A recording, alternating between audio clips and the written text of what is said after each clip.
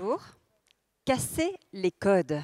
Eh oui, c'est pour ça que nous sommes aujourd'hui ici. Mais au fait, bonne question. C'est un... Non. Parce que peut-être que selon la définition, c'est un système conventionnel rigoureusement structuré de symboles et de règles combinatoires. Peut-être. Eh bien, parce que ces règles, ces symboles, ce système ont été écrits en oubliant le féminin, par des hommes, pour des hommes. Difficile, vous en conviendrez dès lors, pour une femme d'y trouver sa place. D'autant que ce code envoie des messages, transmet des informations qui ont compris la complémentarité, qui ont... alors je vous le demande, quel message voulons-nous envoyer? Désormais, 4 entrepreneurs sur 10 sont des femmes. Le chiffre progresse, mais quand on nous demande si nous avons déjà eu envie d'entreprendre, nous sommes, figurez-vous, 82% à répondre oui. Avec une envie, une motivation principale, faire changer la société. Alors, qu'est-ce qui fait que nous ne passons pas à l'action? Alors, si on y allait, parce que s'il est un moment propice, c'est peut-être bien aujourd'hui, parce que nous vivons une période historique de transformation, à marche forcée, certes, par le Covid, par le réchauffement climatique, mais cette crise reste une opportunité de faire. Et pour cela, figurez-vous que nous devons oser. Oser faire sauter des verrous, ce que nous nous mettons parfois toutes seules. Oser lever aussi les freins que la société nous a habitués à trouver normal. C'est ce que nous allons faire ensemble tout au long de cette 3e édition de Femmes et Challenge. Vous allez ce matin pouvoir écouter des témoignages inspirants de couples qui entreprennent ensemble et qui ont compris justement la complémentarité des regards. On va aussi découvrir toutes ces femmes inspirantes. Parmi ces modèles, il y en a de nombreuses qui sont dans la salle en ce moment. Et parmi elles, Judith Giguet.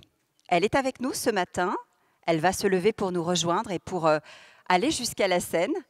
Elle a été nommée présidente d'ISS France depuis le 1er juin 2021.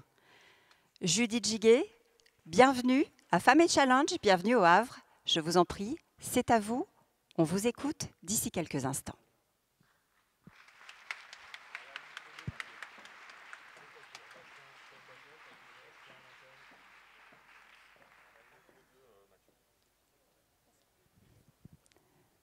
Bonjour à toutes et à tous. Est-ce que j'ai le droit d'enlever le masque ou pas du tout? Non? Oui? Oui? Ok, je suis très loin.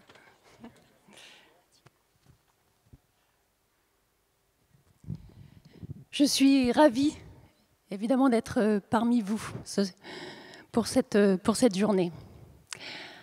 Alors, on m'a posé 2 questions. Ai-je été freinée dans ma vie professionnelle parce que je suis une femme? Me suis-je cognée à ce fameux plafond de verre? Spontanément, je réponds non. Être une femme ne m'a pas freinée. Je voulais entrer dans les cabinets ministériels, je l'ai fait.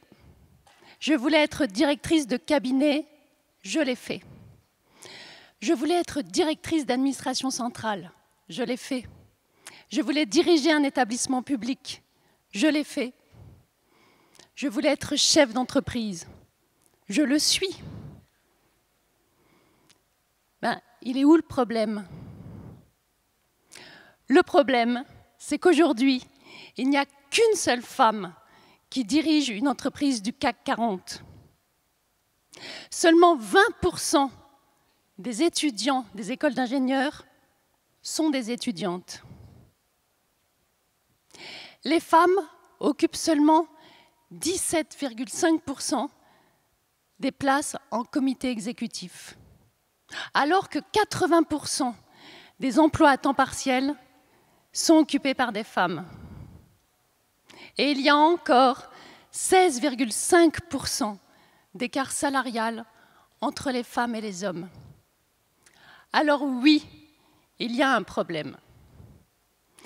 Et c'est tout le paradoxe de ce plafond de verre.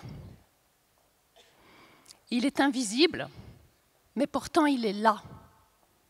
Il nous freine, il nous ralentit et parfois même il nous empêche.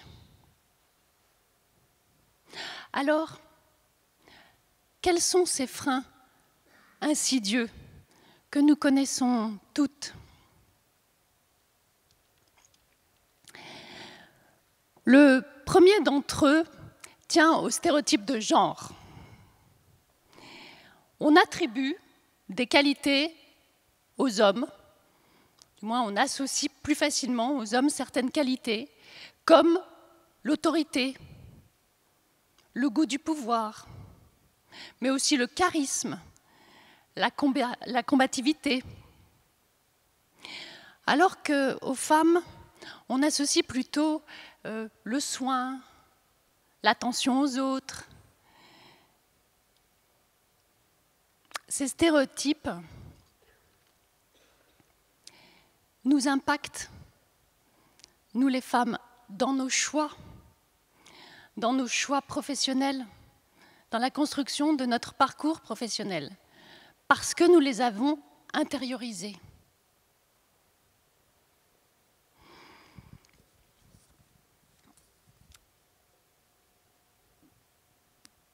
Depuis toujours, je pense comme beaucoup d'entre vous ici présentes, j'ai intégré que les choses étaient moins faciles pour les femmes. Et je pense comme beaucoup d'entre vous, je suis moi-même un stéréotype. Victime d'un triple syndrome. Le premier, le syndrome de la bonne élève. Sois parfaite. Attends l'approbation de ton chef. Travaille beaucoup, mais vraiment beaucoup, pour être récompensée. Le deuxième, le complexe de Cendrillon. Un jour, un homme me révélera, enfin plus exactement, un chef, un patron, me repérera et me donnera une promotion ou le poste attendu, espéré. Et le troisième, bien sûr, le syndrome de l'imposteur. Est-ce que je mérite vraiment d'être là? Est-ce que je mérite vraiment cette augmentation de salaire?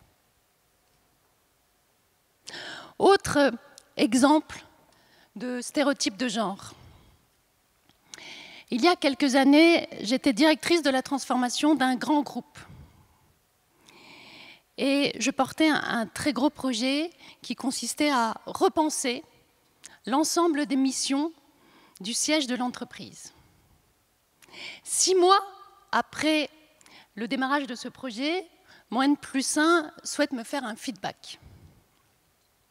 Alors, je ne vais pas imiter sa voix, mais vous l'imaginez. Judith, je ne l'ai pas constaté moi-même, mais tu ne souris pas assez. Tu n'es pas assez affable. Il est important que tu aies une image sympathique.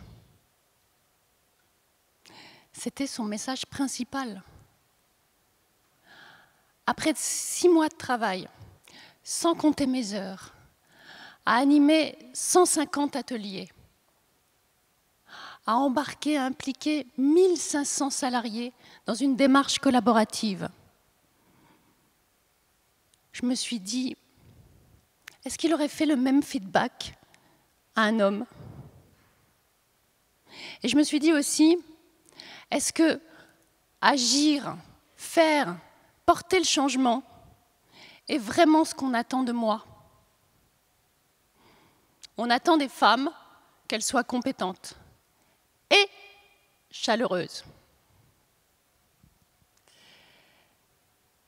Deuxième frein dans l'évolution des carrières des femmes, bien évidemment, la maternité.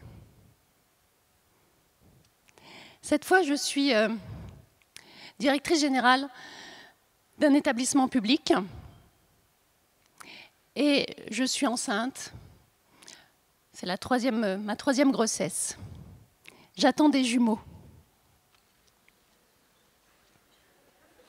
Là, je me vois tout imaginer le tableau. On est en assemblée générale avec l'ensemble des élus du réseau. Et l'un d'entre eux prend la parole, le plus sérieusement du monde. J'ai appris que Judith attendait des jumeaux. Son congé maternité va donc durer 6 mois. Je pense qu'il est important que nous réfléchissions ensemble à l'impact que ça aura pour nous.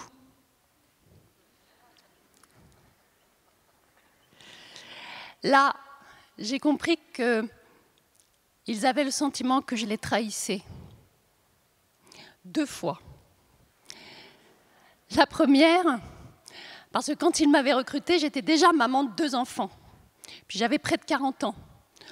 Donc jamais ils n'avaient envisagé que je puisse être à nouveau enceinte. Et puis la deuxième, parce que j'allais disparaître 6 mois. Alors je me suis retrouvée à prendre la parole, à parler de cette crise possible que je semblais générer. Je les ai rassurés. Je leur ai dit que toutes les dispositions étaient prises avec mon équipe et que bien sûr je travaillerais à distance.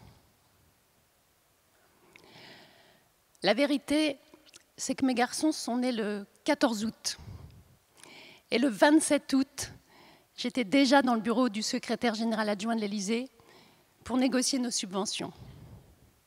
Mais de cela, je n'en suis pas fière.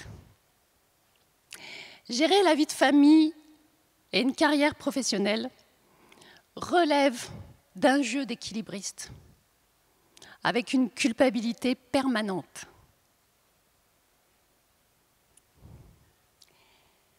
Troisième frein à l'évolution de la carrière. Après la maternité, certaines femmes choisissent de travailler à temps partiel. Cette fois, je suis directrice de l'eau et de la biodiversité. Je m'apprête à nommer une femme dans mon comité directeur comme sous-directrice.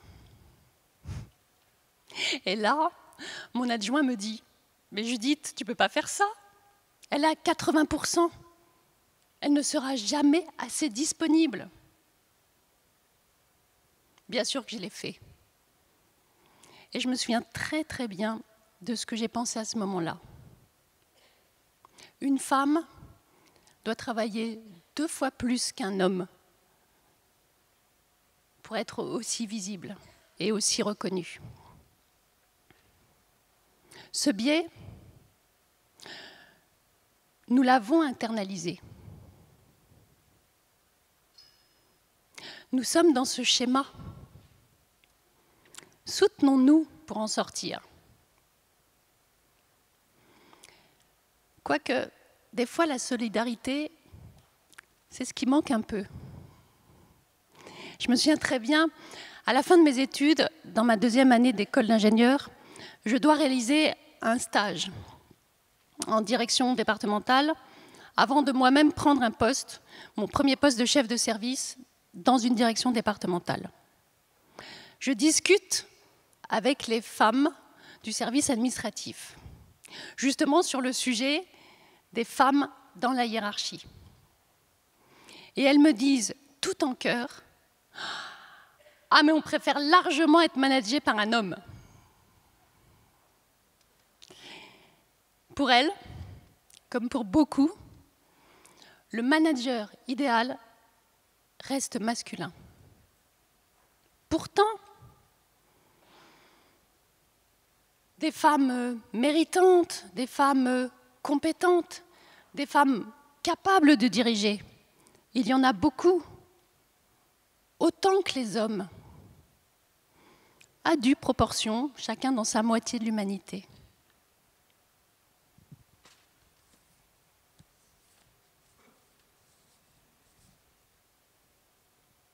Alors que faire? Ne pas être dans le déni, c'est un premier pas. C'est nécessaire, mais ce n'est pas suffisant.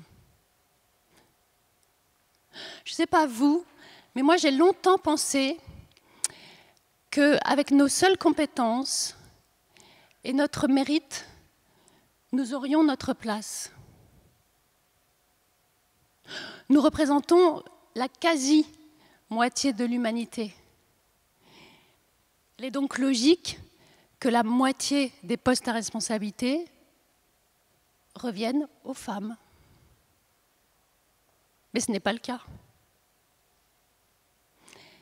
Réserver des places pour les femmes, pour moi, est un moyen de lever ces freins. Alors, je dis oui aux quotas dans les conseils d'administration. Et je dis oui aux quotas dans les comités exécutifs.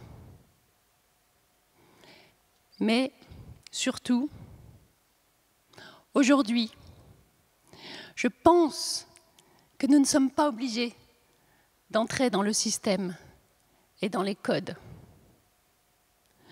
Nous pouvons changer les choses.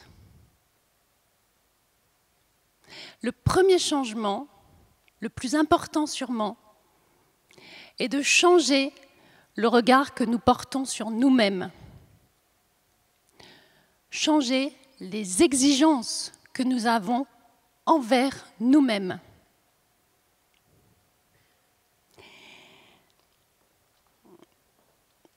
Simone Veil disait « Ma revendication en tant que femme, c'est que ma différence soit prise en compte et que je ne sois pas contrainte de m'adapter au modèle masculin. Osons être nous. Osons assumer nos différences, notre singularité et même notre vulnérabilité. Ce sont des forces. Osons ne pas nous plier aux diktats masculins. Ayons nos propres agendas. Ayons nos propres convictions. Suivons-les. Des forums comme celui-ci, comme celui que nous allons vivre aujourd'hui, doivent nous aider à oser. Osons aussi nous appuyer sur les hommes convaincus que la différence est une richesse. Et c'est ainsi que nous déconstruirons les stéréotypes. Et c'est ainsi que nous briserons le plafond de verre que la société a construit pour nous.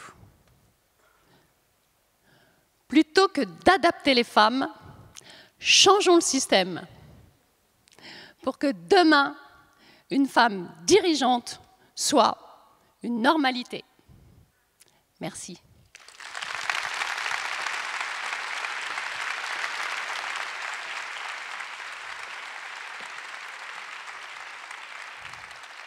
Que d'applaudissements mérités, que d'applaudissements mérités. Je vous ai entendu citer Simone Veil. Elle fait partie de vos rôles modèles? Ah oui, quand même, on peut le quand dire. même. Oui, c'est sûr. Est-ce que vous en avez d'autres, un peu plus cachés peut-être? Je trouve qu'il y a, Ravel, il y a beaucoup de femmes inspirantes. Évidemment, celles qui sont publiques, qui sont connues. Mais quand on se donne la peine d'écouter, d'échanger, on est toutes inspirantes. On a toutes ce petit plus. On a tous ce petit plus. Il faut aller le chercher. Et on peut être toutes modèles les unes des autres. Les parcours de vie sont juste impressionnants. Parce que, comme je vous le disais, Ravel, moi, depuis toute petite, je pense que c'est quand même plus difficile d'être une fille. Et donc, on a plus de mérite. Et il faut plus de force. Et quand on regarde les parcours de vie des femmes, pas plus tard qu'hier soir, je dînais avec certaines d'entre vous, mais je suis impressionnée par les choix, par les orientations que vous donnez, par les obstacles que vous dépassez. Donc, toutes. Le premier conseil, pour que nous cassions toutes et que les messieurs nous aident aussi à casser les codes, parce que vous l'avez dit, il faut ce qu'on appelle en anglais le allyship. On a besoin d'eux aussi pour casser ces codes. Toutes seules, nous n'y arriverons pas. Quel est le premier conseil? Moi, je ne fais pas de notre reconnaissance un combat contre. Je suis absolument persuadée qu'il faut faire avec les hommes, parce qu'on est... C'est ça la différence, c'est ça la diversité. On est ensemble avec nos différents points de vue. Le premier conseil que je donnerais, c'est de penser qu'on n'est pas seul. Et vraiment, je le fais à l'éclairage de ma vie professionnelle, Raphaël. J'ai tellement eu la tête dans le guidon, j'ai tellement travaillé au démarrage de ma vie professionnelle et pendant plusieurs années, à lutter, à essayer de surmonter, que je n'ai pas pris le temps de lever la tête et de regarder autour de moi. Il y avait plein d'autres femmes qui connaissaient les mêmes parcours, les mêmes chemins, les mêmes obstacles, et qui auraient pu m'aider. Juste écouter quelles énergies, quels leviers elles avaient mobilisés m'auraient sans doute beaucoup aidé. Et donc mon conseil, c'est de se dire on n'est pas seul, on est tout ensemble, avec évidemment la richesse de la diversité de nos parcours, on peut vraiment s'aider. Merci, effectivement, vous avez raison, nous ne sommes pas seuls. Merci Judith. Merci. Je vous laisse regagner la coulisse et la salle, parce que nous allons passer toute la matinée ensemble. Et comme la nouvelle donne nous a habitués à vivre connectés, vous allez voir que ce sont maintenant 2 duos que nous allons accueillir et que nous allons faire dialoguer. Dans nos écrans, je vous demande, s'il vous plaît, d'accueillir, vous les voyez, ils sont là, ils sont arrivés, Julien et Priscille, Julien Khaled et Priscille Charton, fondateurs d'Eclo Beauty. Bonjour à tous les deux. Bonjour à tous et à toutes. Et puis nous allons aussi accueillir sur scène cette fois Sarah et Sami Mawene.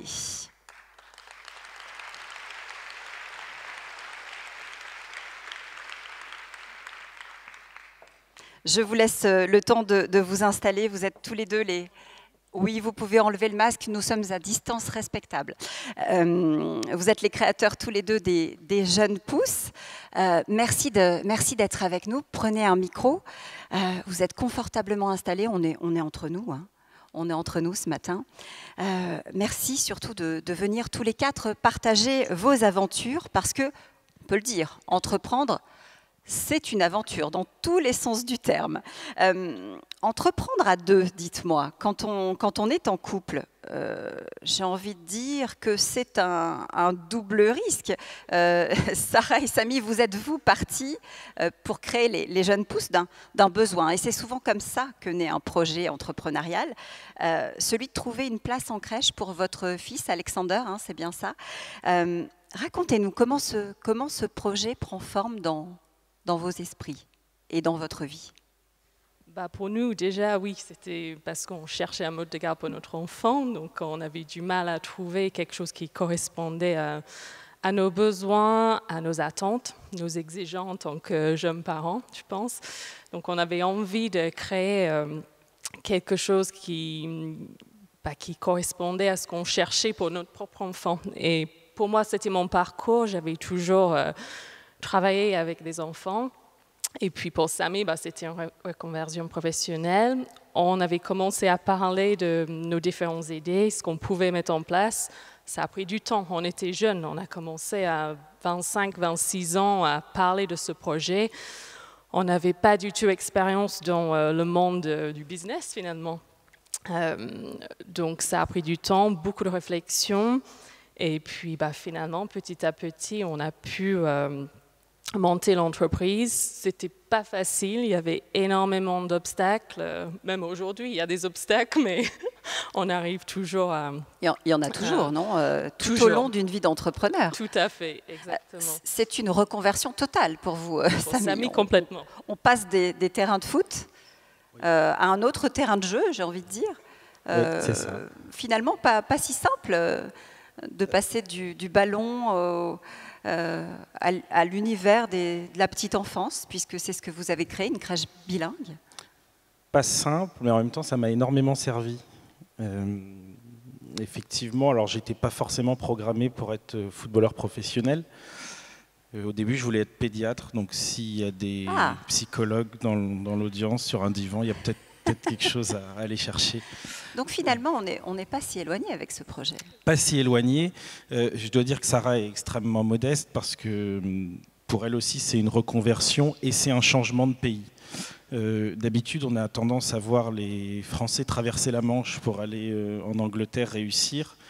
Et le parcours inverse, le chemin inverse est aussi extrêmement compliqué, ne serait-ce que pour la barrière de la langue, puisque j'ai souvenir de longs débats pour la mettre au français.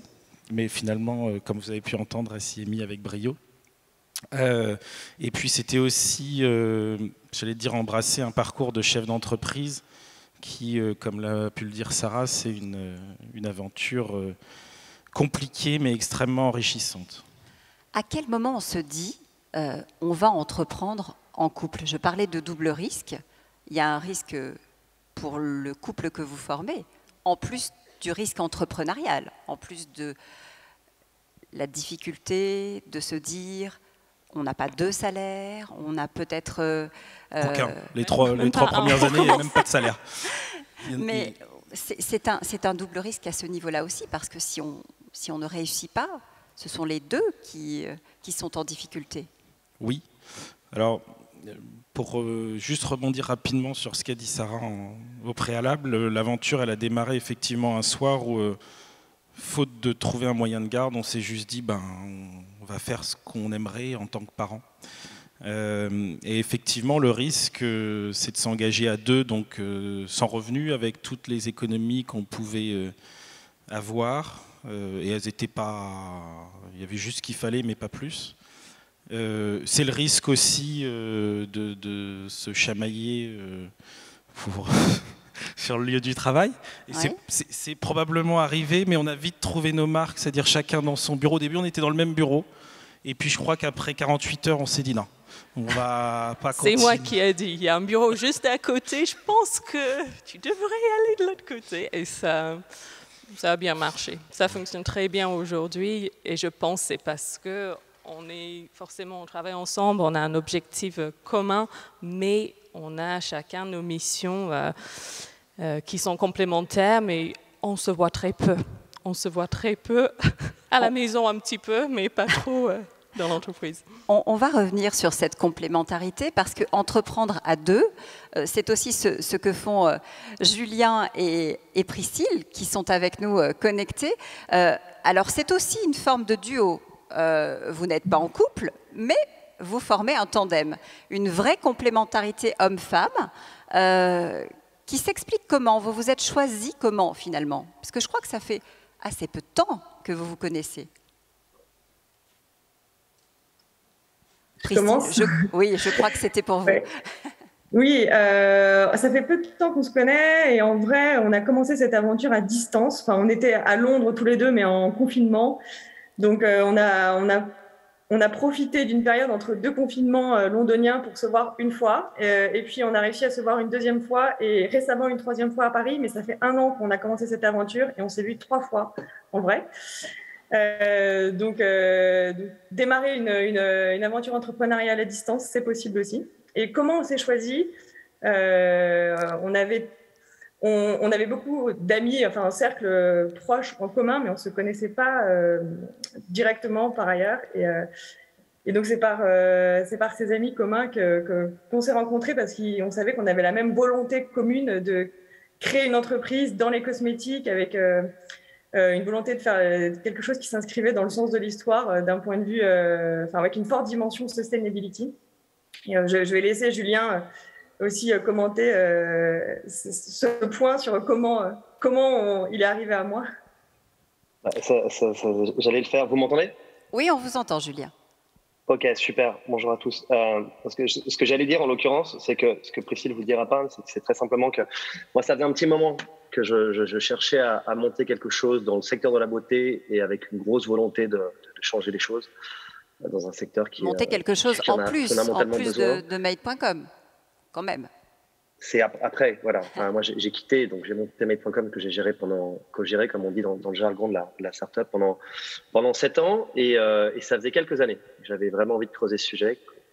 On va pas rentrer dans le détail, mais à l'époque, je me suis dit que c'était pas possible de faire une marque de cosmétiques qui soit fondamentalement innovante, qui change les choses, qui soit respectueuse de la planète, hyper qualitative, bla bla bla bla bla. Jusqu'au jour où j'ai recommencé à creuser le sujet juste avant le premier lockdown, et j'ai simplement 4 personnes de mon réseau qui m'ont dit, écoute, il y a une personne qu'il faut que tu ailles voir, c'est Priscille. Parce qu'en plus d'être la personne la plus compétente qu'on connaît sur le sujet de la cosmétique, elle est profondément embarquée et poussée par ces sujets de sustainability, et elle a envie de changer les choses. Mais ça a pris un peu de temps, parce qu'on a parlé la première fois au téléphone, je pense que c'était en mars ou en avril 2020. Et on a tapé dans la main 6 mois plus tard, peut-être. Après, comme elle l'a dit. Taper dans la main en vrai? En vrai ou en virtuel? Non, toujours pas. On s'est vu en vrai. En fait, on s'est vu en vrai 2 fois à Londres. Oui. Mais ça a permis de creuser un peu les choses. Et on a dit go. On a dit go quand? En fin d'année dernière ou au début de l'année. Et on s'est revus. Ouais, c'est ça. Et on s'est revus pour la première fois. En même temps qu'on voyait la première fois les échantillons de nos produits en pitch levée de fonds industriel investisseur à Paris. Il y a 2 semaines. Priscille, qu'est-ce que Julien a que vous n'avez pas, et même question pour vous, Julien. Comment est-ce que vous êtes complémentaires à distance? Sans mauvais jeu de mots, bien sûr. J'entends que ça rit dans la salle. Professionnellement parlant, j'entends. Julien a plein de qualités que j'ai pas pour monter une boîte, notamment. Il en a déjà monté une et il a prouvé sa capacité à le faire bien, notamment. Donc, il a cette capacité à toujours, je dirais, aller de l'avant et vouloir résoudre les problèmes. Moi, il y a certaines choses, je veux dire, créer une boîte, c'est semé d'embûches, évidemment. Et je trouve que Julien, il a cette capacité à penser, en anglais, on dit problem solving, toujours. C'est un problème, une solution, comment on s'aide. Donc ça, c'est de manière générale, je dirais que pour l'association, trouver le bon associé, c'est celui qui est complémentaire avec soi. Donc il a déjà monté une boîte. Il a aussi tout le côté business development, donc comment on fait pour voir les choses en grand, parce qu'en fait, quand on a déjà monté une boîte qui a marché, on ose plus déjà imaginer une échelle qui est peut-être plus grande que celle qu'on aurait imaginée tout seul. Et il a aussi, 3e point très fort, un réseau, un grand réseau, que ce soit et pas forcément dans les cosmétiques, mais en fait un réseau qui forme un écosystème assez porteur pour nous en fait dans les différents domaines, que ce soit dans une agence de branding pour la brand equity, que ce soit sur des sujets précis qui nous concernent, par exemple la sustainability. On a su s'entourer de 2 personnes qui sont très fortes dans ce domaine et qui nous conseillent et qui nous ont poussé le concept beaucoup plus loin que ce que j'aurais pu faire toute seule. Donc je dirais c'est vraiment ce réseau et cet écosystème qui nous porte. Voilà. Et puis dernier point, moi je suis ravie de ce format à distance, puisque pour reprendre les propos de Judith, je suis aussi maman et en fait notamment j'ai eu un épisode de maternité pendant notre aventure avec Julien à distance. Donc j'ai un petit bébé qui a 2 mois et c'était possible de mener ce projet entrepreneurial à distance parce que justement on était à distance et j'ai pu quand même pleinement vivre ma grossesse, accoucher et reprendre le flambeau assez rapidement, puisque de chez moi c'est beaucoup plus pratique. Voilà. Et c'était ma 4e grossesse quand même, donc tout ça c'est possible. Si je peux inspirer toutes les femmes de la salle, c'est que on peut mener de front ces 2 projets quand on croit vraiment en ces projets, même s'ils sont complètement sur 2 plans différents. La maternité d'un côté et le projet entrepreneurial, je les mets pas sur le même plan. Mais c'est possible, quand on veut, on peut, c'est possible de trouver les ressources quand on croit vraiment à ces projets. Donc voilà, si ça peut inspirer des femmes qui se disent non, je peux pas parce que je suis maman, Oh, bah, j'en en suis fait, sûre, oui. si c'est possible, si on trouve le bon duo aussi, et dans ces cas-là, l'association est d'autant plus justifiée que justement, c'est une béquille, un pilier qu'on avance à deux et qu'on se repose sur l'autre pour toutes les compétences qu'on n'a pas. Alors justement, en en quoi, Julien, vous diriez que Priscille était le bon morceau complémentaire de votre duo? Pourquoi elle? Alors, moi, j'aurais pas pu faire sans elle. Sans Priscille, j'aurais pu monter une marque bullshit, comme on dit. Hein. On serait allé acheter des produits sur étagère, on aurait créé une image marketing, on aurait fait un truc sympa qui en fait fait pas de sens et qui me poussait pas. Priscille, elle a encore plus de qualité que j'ai. On va être très terre à terre pour démarrer. Pareil, elle est experte de son métier, qui est la cosmétique, en commençant par le make-up, que ce soit sur son marché, que ce soit sur le développement des produits, dans la gestion du fournisseur, des partenaires, tout. Priscille, tu as parlé de Standard Deviation, le cabinet qui nous accompagne là, sur la sustainability, mais fondamentalement sur ce domaine-là, tu étais déjà plus avancé que moi, tu avais déjà beaucoup plus poussé les choses. J'entendais tout à l'heure Judith qui disait on pense que les hommes sont plus combatifs et ont plus de charisme. Alors, je vous invite à rencontrer Priscille. Vous vous rendrez compte que c'est pas que les hommes. Et en l'occurrence, pour la petite histoire, on a chacun une petite histoire. Donc moi, j'ai quitté Made.com et depuis, j'ai aidé beaucoup de boîtes et aujourd'hui, j'en lance plusieurs. On reviendra là-dessus après, sur le format qu'on a ensemble. Je pense que c'est intéressant aussi. Mais par hasard, hein, c'est pas forcément une volonté, mais de fait, tous les projets que j'ai en cours sont avec des femmes. Non, pas que des femmes, mais il y a toujours une ou plusieurs femmes et des mamans. Et la seule fois où on n'en a pas, c'est un papa. Et c'est pas si facile non plus. Donc ça c'est voilà. Avec Priscille aussi là, il y a plein de complémentarités. J'allais dire qu'on a un format un peu spécifique parce que sur ce sujet-là en plus elle est full time. Moi je suis part time. Il fallait qu'on trouve c'est là où on a réussi à trouver un équilibre qui fonctionne super bien. Elle est 100% dessus. On avait besoin de quelqu'un qui soit 100% dessus. Elle est en local. Mais je pourrais continuer pendant longtemps. Non, on va revenir un petit peu à notre deuxième duo, premier duo, qui est en couple, donc qui a cumulé une difficulté supplémentaire, j'ai envie de dire. Vous parliez des bureaux tout à l'heure, c'est intéressant. Quelle est justement, puisque vous avez mis une certaine distance dans votre vie professionnelle, quelle est justement votre complémentarité à vous? Comment est-ce que vous arrivez à être le yin et le yang? Alors, moi j'ai le bon rôle en fait, mais que je ne pourrais pas avoir sans Sarah. C'est que je dirais je suis l'artistique ou le créatif de l'entreprise. Enfin, j'ai le sentiment de l'être, je sais pas. En fait. Mais... Moi, je suis l'organisée. Je suis beaucoup plus organisée que Samy et il en a besoin. Donc, sans moi, ce serait compliqué. Et puis pour moi, j'avais besoin aussi de quelqu'un avec un réseau. Donc Samy, il a le réseau, il a en termes de communication, l'envie d'entreprendre, ça venait plus de Samy. C'était nouveau pour moi, mais aujourd'hui, je pense qu'on est complémentaires dans ce qu'on fait. Et puis voilà, les rôles complètement différents. C'est pour ça qu'on ne se voit pas. Chacun dans son couloir, vraiment. Tout à fait. Oui, exactement. Et encore une fois, Sarah est particulièrement modeste parce que le travail, entre guillemets, de l'ombre, qui n'en est pas vraiment un, en fait, est tellement important dans la construction de l'entreprise que sans tout ce qu'elle met en place et qui ne se voit pas forcément parce qu'elle est communiquée ensuite vers l'extérieur, c'est très facile quand on a des bases solides. Et sans ça, les jeunes pousses ne seraient pas où ils en sont aujourd'hui et ne continueraient pas de se développer de la manière dont on le fait. Donc on est extrêmement complémentaires sur ces points-là. Vous nous décrivez un tableau quasi idyllique de l'entreprise de couple. On va essayer de regarder de l'autre côté. Quelles sont les difficultés à entreprendre à deux quand on vit ensemble? Est-ce que vous en avez identifié? Moi, oui, l'organisation familiale.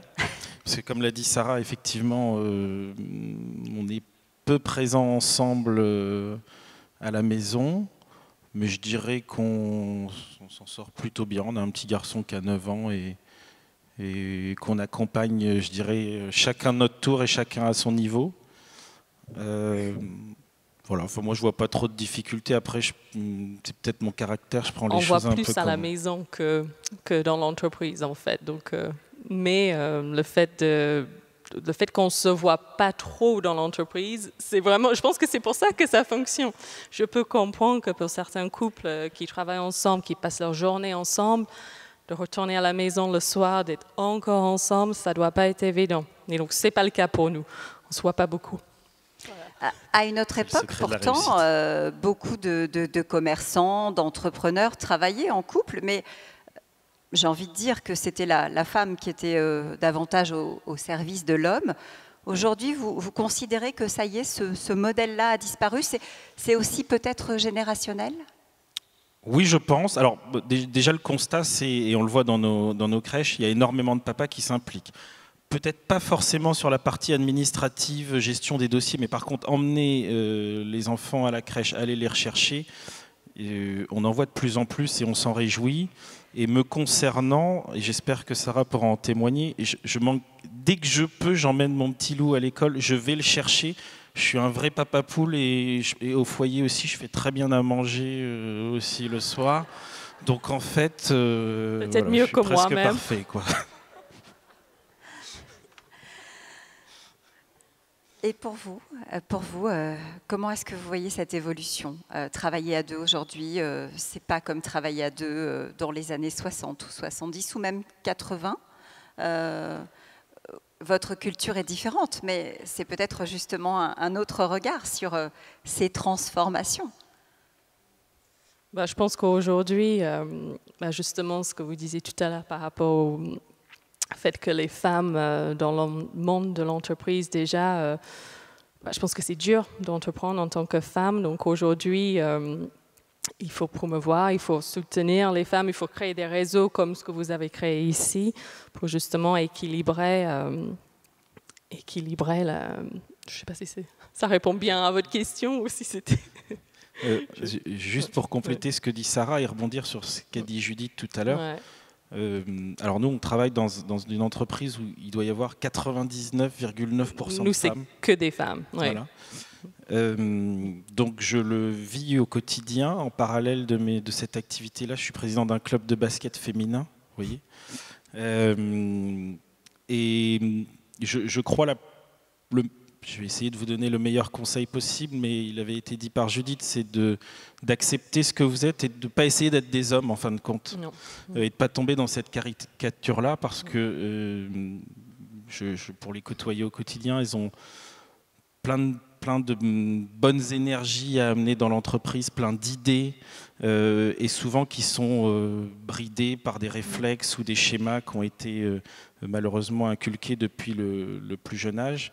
Et je dirais que les enfants qu'on a en crèche nous apprennent aussi à casser ces barrières et casser ces codes-là parce que les enfants ne font que vivre un éternel moment présent et ils ne sont qu'à ce qu'ils font. Alors que nous, les adultes, nous sommes dans des schémas très chronologiques, le rendez-vous d'avant, ce que je fais maintenant, mais qu'est-ce que je vais faire après?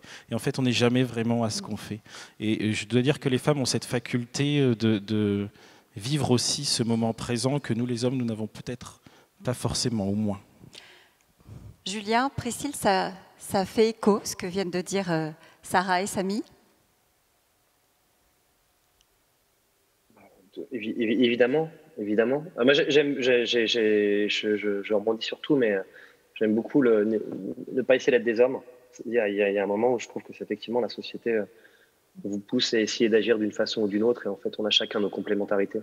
Et c'est une chose qui se fait, ça se dit de homme-femme, vous voyez, mais ça se dit de tout en fait. Je pense que c'est un débat. On a un débat très très intéressant sur être une femme dans le travail, et moi je trouve que ça permet d'avoir un vrai débat en plus sur être différent dans le travail, et oser entreprendre quand on est une femme, oser entreprendre tout court, etc.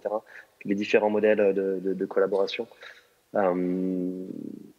Je voulais et je pense que effectivement sur les femmes aujourd'hui, l'une des choses que je trouve qui est dommage, mais qui est normal, c'est culturel et ça change.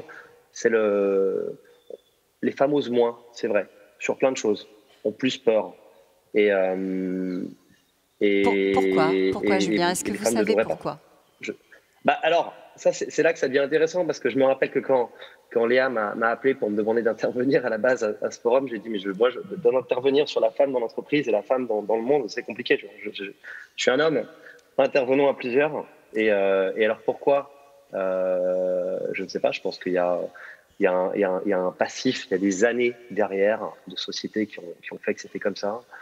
Il y a je vois très bien l'épisode de Judith de tout à l'heure qui annonce à son patron qu'elle est enceinte. Mais moi, je l'ai vécu dans l'autre sens.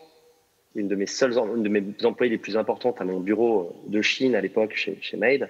Donc, c'était un petit bureau qui me prend au déjeuner pour m'annoncer qu'elle est enceinte. Et elle avait la peur dans les yeux, quoi. Je me dis, mais merde, comment elle voulait que je réagisse à part bravo. De toute façon, bravo, évidemment, bravo. Et puis moi, je peux pas imaginer des gens qui font la tronche là-dessus.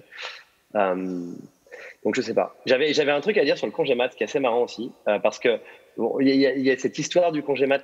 Évidemment, c'est très compliqué quand on est une femme. Mais moi, je vois Priscille, qui était 3 jours après. Enfin, tous les hommes ont peur d'embaucher des femmes qui vont avoir des enfants. Mais le nombre de femmes qui terminent bien ou pas bien, qu'on a besoin de pousser à ne pas revenir au boulot trop tôt, c'est dingue. Je pense qu'il faudra arrêter d'avoir peur de ça. Je monte aussi une autre société en parallèle avec, on est 5, dont 2 femmes. Et je vois, j'ai eu deux sur le congé mat, on a eu 2 cas.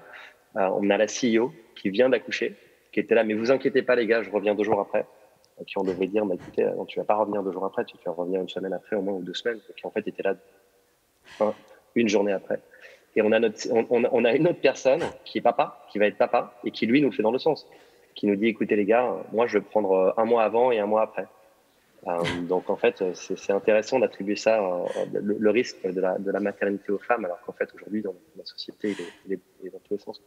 Je sens que le sujet de la maternité, décidément, ce matin est souvent évoqué, et à mon avis, il va l'être encore tout au long de la journée. Juste pour terminer, Samy, tiens, allez, ça tombe sur vous. Un conseil à ceux qui veulent entreprendre en couple. En couple. En couple. Comme vous. Je vais choisir mes mots avec précaution. Non, plus sérieusement, déjà, c'est que les deux soient bien au clair sur le chemin qu'ils souhaitent entamer, de bien communiquer ensemble, ce qu'on a plutôt bien fait, j'ai l'impression. C'est d'avoir la même flamme, parce que ça va demander des sacrifices et des efforts considérables. Et parfois de mettre aussi la vie de famille malheureusement au second plan, notamment sur les lancements. Et puis le dernier conseil, c'est qu'une fois qu'on a pris cette voie-là, c'est de s'y engager à fond et puis de ne pas vraiment calculer. C'est ce qu'on a fait, on ne s'est pas posé de questions, on a rencontré effectivement beaucoup de difficultés, mais on s'est soutenu.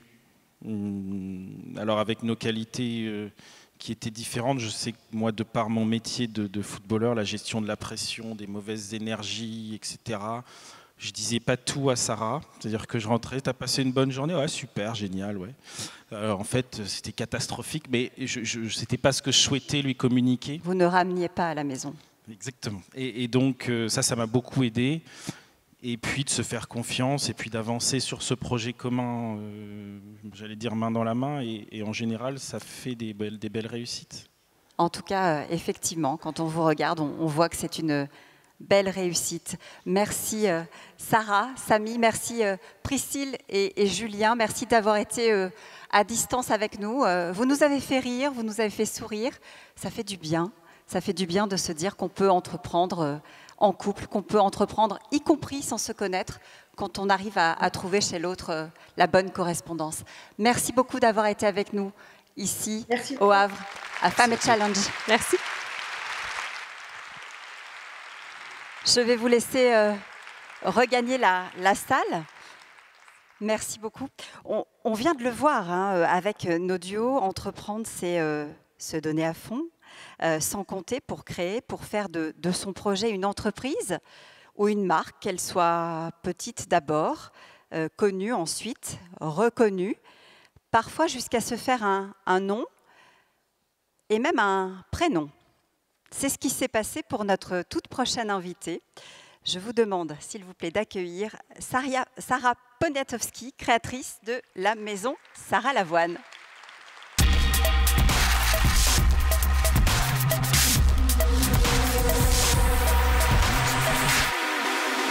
Vous m'entendez? Oui. On vous entend. Bonjour Sarah. Bonjour, je suis ravie d'être là. Merci de m'accueillir. Alors Sarah, j'ai parlé de nom, j'ai parlé de prénom. Je vais peut-être commencer par le commencement. Vous êtes designer et c'est vrai que nous connaissons toutes et tous aujourd'hui vos créations, vos meubles, vos couleurs, évidemment, le bleu notamment. Notamment, ouais. Vos rayures, votre inventivité pour finalement rendre beau à peu près tout ce qui vous passe entre les mains, hein, j'ai envie de dire. Mais ce qu'on connaît moins, c'est Sarah. Qui est Sarah? Qui se cache derrière cet entrepreneur à succès? Est-ce que c'est aussi peut-être une fine psychologue, si j'en crois votre CV? Oh, pas longtemps, hein, quelques mois de psychologie, mais ça aide. Tout aide à faire, oui. Le théâtre, j'ai pris des cours de théâtre, enfin, voilà, tout ce que j'ai fait. Je n'ai pas beaucoup de diplômes, mais en fait, m'aide à faire ce que je fais aujourd'hui. Oui. Et quand on travaille dans l'intérieur, pour une maison pour des gens, voilà, il faut pas mal de psychologie. Il faut savoir les cerner. Il faut savoir les cerner. Souvent, on travaille pour des couples, donc il faut aussi rentrer. On rentre dans l'intimité des gens dans mon métier. Donc, parce qu'il y a la marque Maison Sarah Lavoine, mais il y a l'agence d'architecture d'intérieur avec laquelle j'ai commencé. Donc, c'est vrai que voilà, un peu de psychologie, ça sert toujours. Alors, je le disais, vous aviez déjà un nom connu. Ouais. Ce n'est pas facile, quoi qu'on en pense, d'avoir un nom. Parce qu'il faut se faire un prénom. Oui, on est toutes, se faire sa place. Tous la fille d'eux, la femme d'eux, la mère d'eux. Enfin voilà, donc c'est vrai qu'il faut. Mon nom de jeune fille avait une connotation politique, était un peu lourd à porter et donc j'avais pris mon nom de femme. Mariée, ce qui n'est pas forcément idéal non plus par la suite. Donc voilà, c'est un peu schizophrène, parfois c'est un peu compliqué. Parce que après, c'est compliqué quand on est identifié. Oui, c'est compliqué et on ne sait pas où va la vie. Donc moi, je vous conseille quand même à toutes de garder votre nom de jeune fille parce qu'après, il faut le récupérer. Donc voilà, ça prend du temps et on ne sait plus trop comment on s'appelle. Mais voilà. Ça a été de vous appeler Poniatowski ou de vous appeler Lavoine. Ça a été parfois une aide, parfois un obstacle. Oui, je pense ça aide parce qu'on connaît plus de gens, parce que ça ouvre des portes peut-être plus facilement et en même temps, il faut exister par soi-même et il faut faire un prénom. On n'est pas que la femme d'eux ou la fille d'eux. Donc, à un moment, on vous regarde différemment. Ça prend du temps. Voilà, c'est un vrai travail ce que je faisais, donc c'était pas genre un passe-temps de femme, de chanteur voilà. Donc après, au bout d'un certain temps, quand vous obtenez, je sais pas, le prix de la femme d'affaires ou des choses comme ça, on vous dit non, en fait, elle travaille vraiment, mais oui, c'est bien. Voilà. C'est pour ça que je parlais d'obstacles effectivement, parce qu'il faut arriver à passer toutes ces barrières. Ça prend du temps. Justement, avant d'arriver à tout ça, comment est-ce que vous vous êtes construite en tant qu'entrepreneur? Comment est-ce que ça démarre dans votre tête? Est-ce que vous aviez, par exemple, des rôles modèles? Vous parlez souvent de votre mère, de votre grand-mère aussi. Oui, ma grand-mère. Enfin, j'ai mon arrière-grand-mère, ma grand-mère. Enfin, voilà, j'ai des femmes fortes dans ma famille. J'avais, en tout cas, elles ne sont pas toutes là encore, mais des modèles de femmes, en tout cas, libres, autonomes, qui travaillaient, qui ne dépendaient pas forcément de leur mari. Et donc, en tout cas, voilà, qui pouvaient se permettre qui avaient envie de travailler, d'être libres. Donc, j'avais ce modèle-là. Après, moi, j'ai commencé vraiment sans business model. Enfin, je me suis lancée sans vraiment réfléchir, sans prévision, voilà. J'ai commencé l'architecture d'intérieur et en même temps que j'ai fait un enfant, en même temps que plein de choses. Et puis un jour, j'ai rencontré, il y a à peu près 8 ans, j'ai rencontré un homme dans le travail et j'aurais jamais développé sans lui. Donc quand je regardais les couples ou quand je vous regarde, voilà, moi je l'appelle mon mari du jour en fait. C'est voilà, Édouard, et j'aurais jamais développé cette entreprise sans lui. C'est le directeur aujourd'hui. C'est mon directeur général, oui. Mais on est un vrai binôme. Pareil, un binôme du jour. Et c'est fantastique. Alors, même question que tout à l'heure. Qu'est-ce qu'il a que vous n'avez pas? Comment est-ce qu'il vous complète dans le travail? Déjà, il a pris mon entreprise comme si c'était la sienne, enfin, vraiment avec une passion. Moi, je travaille tout avec passion. Hein. Sans passion, on n'y arrive pas, je pense, surtout. Mais il a structuré, il a le goût du management que moi, j'ai pas forcément. Je suis un peu plus brute. Moi, j'ai envie de 1000 choses, alors donc il me cadre, et voilà, il me pose, il me cadre, il a structuré l'entreprise et tout le côté financier aussi. Je pense que c'est génial d'oser, de se lancer, et c'est une aventure extraordinaire, mais c'est pas facile de le faire seul. Donc qu'elle soit avec un homme ou avec une femme, mais moi mon conseil c'est seul, se retrouver seul face à tout ça, c'est pas simple. Vous avez commencé seul? Oui, j'ai commencé seule. Et vous mais à un sentez moment que ça a où basculé? quand ça grandit un petit peu, quand ça grossit un petit peu, tu dis oh là là, mais je peux pas tout gérer toute seule, en plus des enfants, en plus de tout le reste. Hein, on parle pas du privé, mais vraiment. Donc tu dis bon, j'ai besoin de quelqu'un à côté de moi et puis échanger quand on a des doutes, quand on a des certitudes. On est vraiment comme des vases communicants et on échange sur tout constamment et c'est très important. Et puis je sais que c'est important aussi de pouvoir déléguer, pouvoir se reposer sur quelqu'un. On a des épaules, on est femmes. Je pense qu'en tant que femme, on est forte malgré tout ce qu'on peut penser, plus forte que les hommes, je dirais même. On gère beaucoup de choses, mais c'est bien de pouvoir se reposer sur quelqu'un aussi. Vous êtes aujourd'hui à la tête de nombreuses boutiques, vous dirigez, je ne voudrais pas me tromper sur les chiffres, plus d'une centaine de... Non, on est 70 pour l'instant. Collaborateurs, ouais. Alors près d'une centaine, on va dire. Bientôt. On arrive justement à garder l'inspiration créatrice et à tenir les rênes d'un groupe comme ça qui se développe et qui... Alors je ne vous cache pas qu'en ce moment, c'est quand même assez compliqué. Avec ce qu'on vit, la pandémie, enfin, tout ça fait que les choses changent beaucoup, la façon de travailler. Les gens, le télétravail, c'est compliqué. Dans un métier créatif, on a besoin de toucher, de voir, d'échanger. Et beaucoup de gens aussi veulent partir, veulent plus vivre à Paris. Enfin, voilà, il y a plein de choses. Plus les fabricants, plus les matières premières. Enfin, bon, bref, là, par exemple, on se retrouve sans collection à présenter en janvier. Vous voyez, donc c'est la bonne nouvelle du jour. Il va falloir faire différemment. Mais et ça c'est un problème, évidemment. C'est aussi là qu'on trouve votre force, cette créatrice en permanence en train de changer. Vous adorez le changement dans vos maisons. Oui, j'adore le changement. Vous changez les tableaux, mais là, j'aimerais bien les parfois me poser aussi, dire c'est génial, ça marche, ça roule, tout va bien. Mais non, il y a toujours quelque chose. Donc l'entrepreneuriat, c'est voilà, même quand on grandit, qu'on a du succès, que ça va, on rencontre des problèmes, on rencontre des obstacles qu'il faut à chaque fois surmonter. La période en ce moment est assez compliquée quand même. Qu'est-ce que vous avez rencontré comme obstacle, vous, en tant que femme?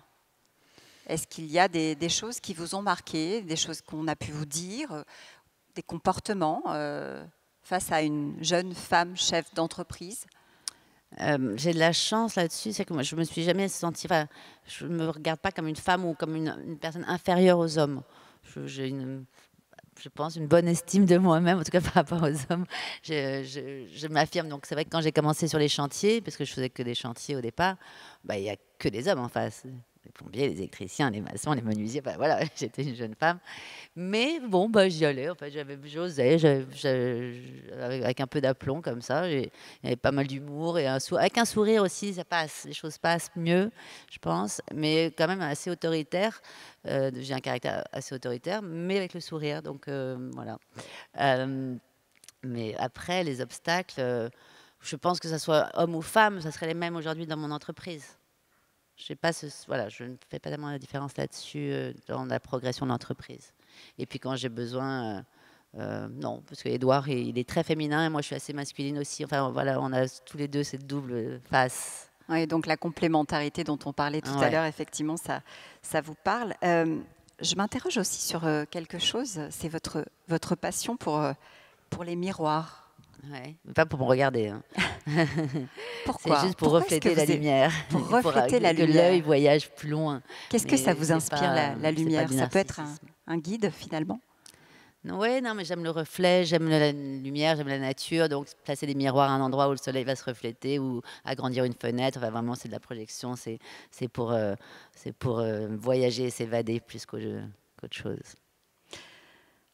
On a parlé de la femme entrepreneur. Vous m'avez répondu sur Sarah, mais pas tout à fait.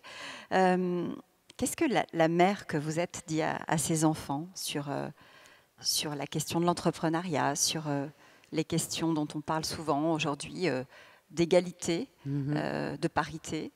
Comment est-ce que vous avez transmis? Est-ce que vous avez eu besoin de transmettre ça? Ils sont encore... j'ai une fille qui a 23 ans et 2 garçons de 14 et 11, donc les garçons sont encore un peu petits, mais enfin, je leur dis qu'il faut être galant et bien traiter les femmes, ça, voilà. Mais sur l'entrepreneuriat, je ne sais pas ce que je leur transmets, mais en tout cas, je leur transmets le goût de l'effort, le goût du travail, que la vie n'est pas simple et qu'il faut se battre et qu'il faut être les meilleurs dans ce qu'on fait. Donc, homme ou femme, enfin, garçon ou fille, j'essaie de les élever de la même façon, les trois, avec beaucoup d'amour, pas beaucoup de temps parfois, donc un peu de culpabilité. Quand j'ai dit hier soir que je partais au Havre ce matin à 6h30, ils m'ont dit « Ah, tu nous abandonnes ?» Je dis bah, « Non, je ne vous abandonne pas, je reviens 2 heures après, mais je n'ai pas le choix. » Enfin, leur comprendre que voilà, on n'a pas le choix, qu'on travaille et que je ne les abandonne pas. Voilà. Quand leur père partait en tournée pendant 181 jours, ça ne dérangeait absolument pas. Moi, si je partais 2 jours, c'était plus compliqué. Donc, il faut qu'ils comprennent aussi que voilà, on travaille et pas parce qu'on est une femme qu'on doit rester à la maison. Ça veut dire que cette fameuse charge mentale dont on parle souvent, elle est réelle. Hein. Ah, elle est plus que Messieurs, réelle. Elle est réelle. Elle est vraiment réelle parce qu'on doit tout gérer, tout organiser. Enfin, ça dépend de la personne. Je crois que Sarah, vous avez de la chance parce que votre mari est très papa poule. Mais, il cuisine en plus. Et vous cuisinez en plus. Mais oui, souvent, il y a une vraie charge mentale. C'est vrai qu'on peut être en plein rendez-vous avec n'importe qui, avec le téléphone sonne tout le temps, et j'en ai 3 qui appellent 5 fois par jour, tous les 3, et qu'à un moment, tu dis, mais je peux pas. Ah bon, mais pourquoi tu peux pas? Parce que je travaille, enfin, je peux pas. Là. Ah, mais non, mais c'est pas possible, maman. Donc, ce côté-là, ils le font, je pense, les enfants, plus avec la mère qu'avec le père. Donc, tout ça est parfois, quand tu rentres le soir un peu fatigué, ah bon, pourquoi tu es fatigué?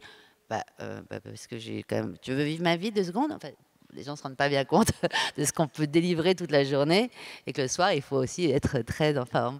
Donc, la charge mentale, elle est là.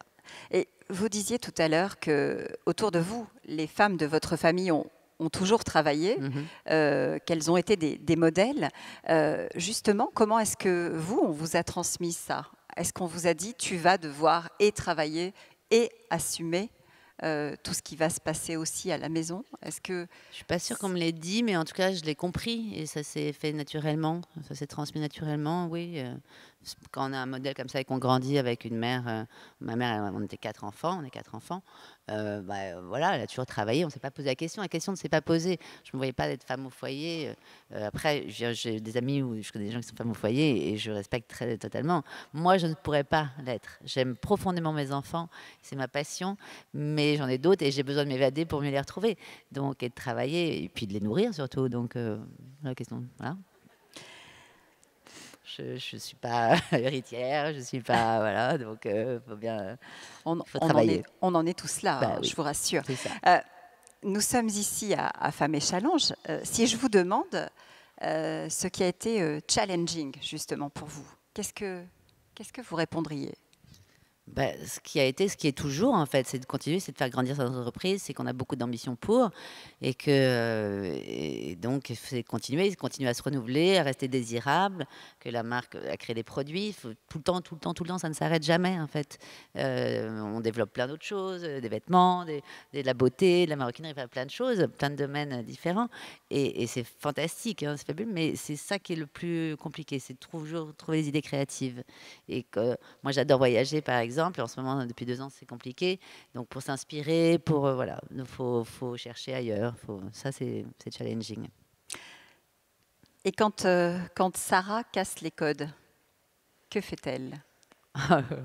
Je ne sais pas. Vous savez qu'on est là pour apprendre à casser les codes. Oui, ensemble. Oui, mais je casse les codes un peu tous les jours. J'essaye d'apporter...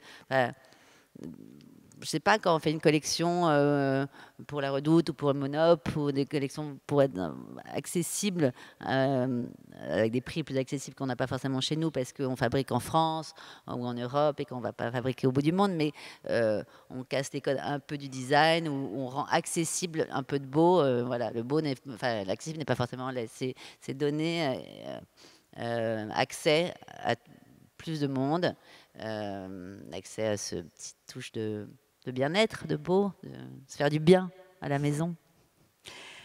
Qu'est-ce que vous dites à votre fille, qui est effectivement un peu plus âgée que les garçons et qui, ça y est, travaille? J'aimerais bien qu'elle travaille plus, mais oui. Mais bon, quand on est artiste, c'est plus compliqué. Elle a une sensibilité artistique développée. Voilà, les chats ne font pas les chiens. Actrice, elle veut être chanteuse, photographe, donc c'est moins structuré.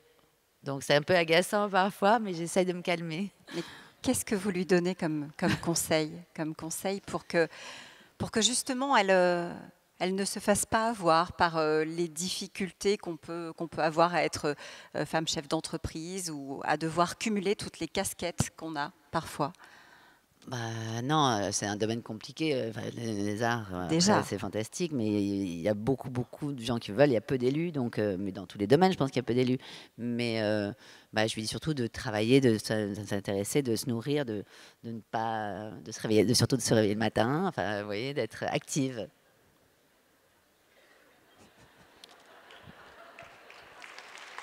Heureusement qu'elle ne m'entend pas. Si, il faut qu'elle vous entende, justement. Il faut qu'elle vous entende. Elle le prendrait très bien devant cette assemblée. Mais non, mais je lui dis avec beaucoup d'amour, forcément. Mais... Est-ce que vous auriez un conseil à donner aux jeunes générations? Parce que c'est aussi une histoire de génération. Ce que nous sommes en train de vivre, probablement que votre fille ou les générations suivantes auront moins de difficultés à s'imposer en tant que femme chef d'entreprise. En tout cas, on le souhaite. C'est le sens de l'histoire. On le souhaite, oui, bien sûr. Qu'est-ce qu'il faudrait faire, selon vous, pour que ça aille encore plus vite? Plus vite, je ne sais pas, mais en tout cas, c'est vrai que moi, je suis la plus vieille de mon entreprise. On doit avoir 3 hommes sur 70 collaborateurs, donc... Nous, on a un problème de parité, mais à l'envers. Parfois, on cherche des hommes plus, parce que ça fait du bien aussi.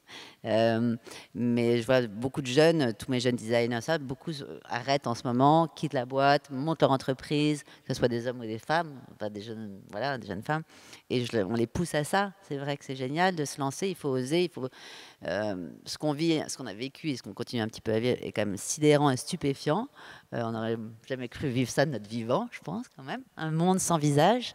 Et donc, il faut y aller, il faut se lancer, il faut oser, quitte à échouer et rebondir. Enfin, voilà. Mais en tout cas, pas avoir de regrets.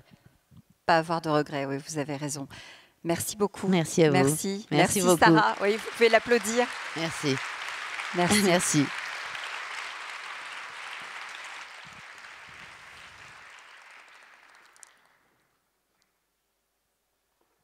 Alors maintenant, je vais vous proposer quelque chose de, je l'espère, d'un peu original. Je vais appeler à mes côtés Léa Lassara et Sophie Gauguin.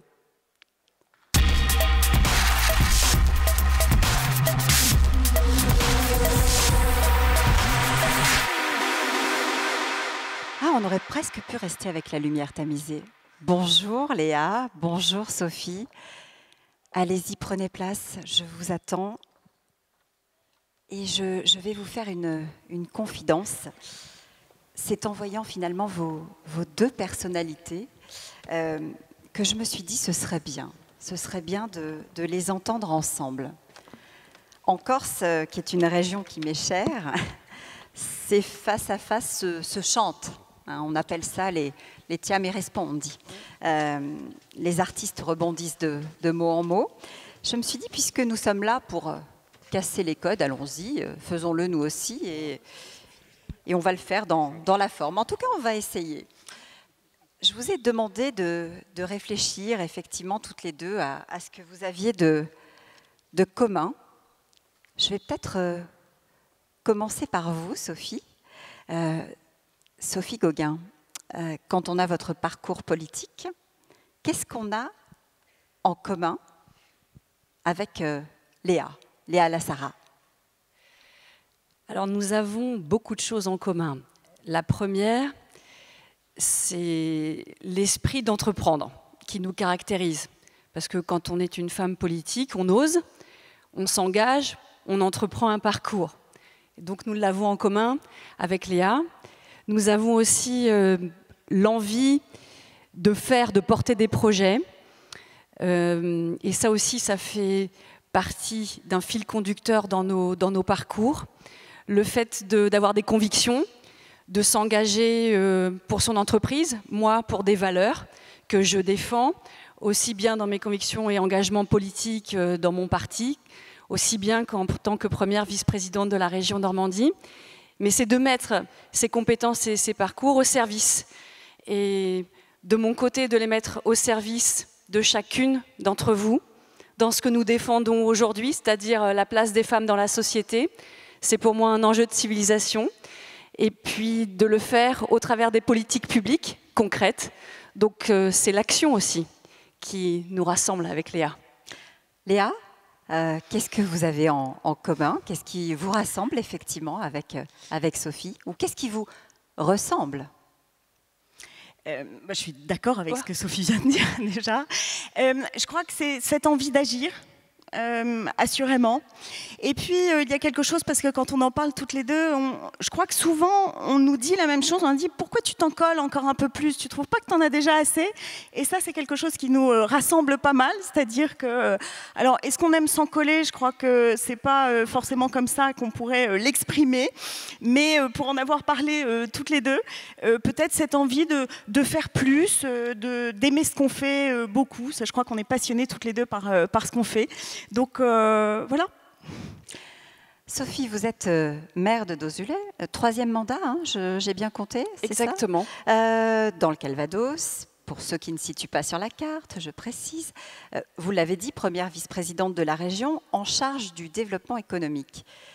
Et vous m'avez dit, c'est à l'âge de 26 ans que j'ai pris conscience que l'égalité et la parité étaient un sujet. Qu'est-ce qui se passe à 26 ans? Il se passe que j'intègre le cabinet ministériel de Nicole Hamelin, qui est à l'époque ministre de l'égalité professionnelle. Et je me prends l'environnement de l'entrepreneuriat féminin. C'est pour ça que je sais avec vous quels sont les parcours et de quoi vous parlez et de quoi nous parlons ensemble aujourd'hui. Mais je sors de l'université, mes études de droit à Caen. Et moi, je suis une jeune femme citoyenne du monde, épanouie. J'imagine pas du tout les plafonds de verre, les inégalités de salaire pour moi, parce que j'ai eu une maman très entrepreneuriale, impliquée. J'imagine pas que c'est la vraie vie, en fait. Ni les violences conjugales. Et peut-être qu'on y reviendra, parce que c'est un de mes combats, pour le coup. Là, nous sommes ensemble. Ça a été dit, nous voulons faire évoluer la société ensemble. C'est les femmes avec les hommes qu'on doit encore plus promouvoir l'égalité professionnelle. Sur les violences, c'est différent. Et j'arrive, jeune femme, 26 ans, bien dans la vie, en cabinet ministériel. Je vais apprendre, je vais m'éclater. Et je me prends finalement cette photographie de la France que je n'imaginais pas. Les écarts de salaire, la maltraitance, le peu de femmes au bord des entreprises, ça a évolué, mais on a encore à continuer à faire progresser les choses. D'ailleurs, elle a été moteur dans les changements législatifs sur ces questions. C'est Judith qui le disait, oui, la loi a un pas en avant quand elle permet de faire évoluer la société. Alors toutes et tous, on aimerait bien qu'il n'y ait pas la loi, enfin toutes. Mais finalement, elle est nécessaire quand elle permet de faire avancer les choses. Donc, c'est ce qui se passe, j'ai 26 ans, je découvre cet environnement et du coup, je m'engage. Et je me fais la promesse que j'essaye de tenir chaque année, chaque renouvellement de mandat, chaque nouveau défi politique, c'est de ne jamais perdre de vue cet enjeu de société qu'est la place des femmes dans l'économie. Et je l'ai revendiqué aux côtés d'Hervé Morin quand nous avons gagné en 2015. Il m'a demandé qu'est-ce qui te plairait comme sujet. Et je lui ai dit, je veux m'occuper des entreprises. J'aime cet état d'esprit de porter un projet, d'aller jusqu'au bout. Mais le déclic a été assez violent, mais tant mieux, parce que ça fait de moi une citoyenne consciente, éveillée et engagée. On va revenir tout à l'heure sur effectivement votre engagement et votre choix d'aller vers le développement économique, mais Léa, vous qui êtes chef d'entreprise, qui avez créé en 2017 Femmes et Challenge, alors que vous veniez d'être élue à la tête de la Chambre de commerce, pourquoi? Qu'est-ce qui vous motive à ce moment-là? Qu'est-ce que vous vous dites? Vous arrivez dans un environnement d'hommes, c'est ça qui vous fait agir? C'est vrai que jusque mes 45 ans, j'avais évidemment entendu parler du plafond de verre, tout ça, mais sans vraiment bien en prendre tant conscience que ça, c'est-à-dire de rencontrer des femmes qui avaient ce plafond de verre. Et puis j'arrive effectivement fin 2016 présidente de Chambre de commerce et d'industrie. Et puis je vois plusieurs personnes dirigeants souhaitent me rencontrer, faisant partie des acteurs du territoire. Et là, au bout d'un moment, je me dis, je ne vois que des dirigeants hommes en rendez-vous. Où sont les femmes ? Et je venais du monde de la déco. Hein. Un autre point commun, c'est que nos mamans sont toutes les deux dans l'entrepreneuriat aussi, en tout cas, à travailler. Et là, donc, j'avais pas vu tout ça. Et donc, j'arrive à la présidence, je vois des dirigeants hommes et je me dis, mais où sont les femmes? Donc là, je cherche, j'appelle les filles que je connais de mon réseau en disant, mais est-ce que tu pourrais venir parler de ça? Mais non, pourquoi moi? Tout ça. Et là, je regarde les statistiques aussi. Je vois que les entreprises créées par des femmes, enfin, il y a beaucoup moins d'entreprises créées par les femmes, que je me renseigne, je me documente. Et là, je me dis, il faut faire quelque chose. Je suis une femme, ça n'aura échappé à personne. Je suis chef d'entreprise. Et là, je suis présidente d'une CCI, donc je dois pouvoir faire quelque chose. Et là, effectivement, je propose à 20 femmes que je connaissais plus ou moins. Hein, elles sont devant, les membres fondatrices, les core members. Je leur demande, est-ce que vous voulez... Je leur explique tout ça et je leur dis, je pense qu'on peut faire quelque chose. Est-ce que vous êtes partante? Et donc, ça a démarré comme ça. Ça démarre comme ça. C'est le déclic. C'est le déclic pour créer Femmes et Challenge. Est-ce que, et question à toutes les deux d'ailleurs, est-ce que vous diriez aujourd'hui, ou est-ce que vous en avez conscience, est-ce que vous diriez que vous êtes féministe? Est-ce que c'est quelque chose... Féministe, Léa, féministe. Tu sais, le truc dont on parle souvent toutes les deux. Féministe. Vaste sujet. Définition à géométrie variable peut-être. Je vais peut-être commencer. Tout dépend de ce qu'on appelle dans féminisme. Souvent, on nous pose cette question-là. Quand on a créé le réseau Femmes et Challenge, dans nos valeurs, on a parlé de mixité. C'est encore ce qui nous tient le plus à cœur aujourd'hui.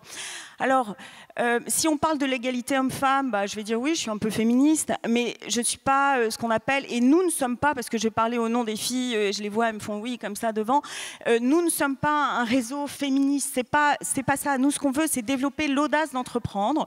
Donc, non, je ne me revendique pas féministe. Je souhaite que les femmes aient l'audace d'entreprendre et qu'on ait plus de mixité en entreprise. On en parle depuis ce matin. Voilà ma réponse au féminisme.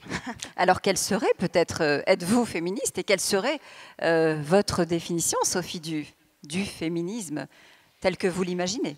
C'est comme la politique, c'est ce qu'on met dedans. Être féministe, c'est quoi quand on est une femme politique au XXIe siècle? Le fait d'assumer ses convictions. Quand on a la possibilité d'avoir une parole publique, promouvoir les femmes, c'est l'empowerment, vous l'évoquerez tout à l'heure.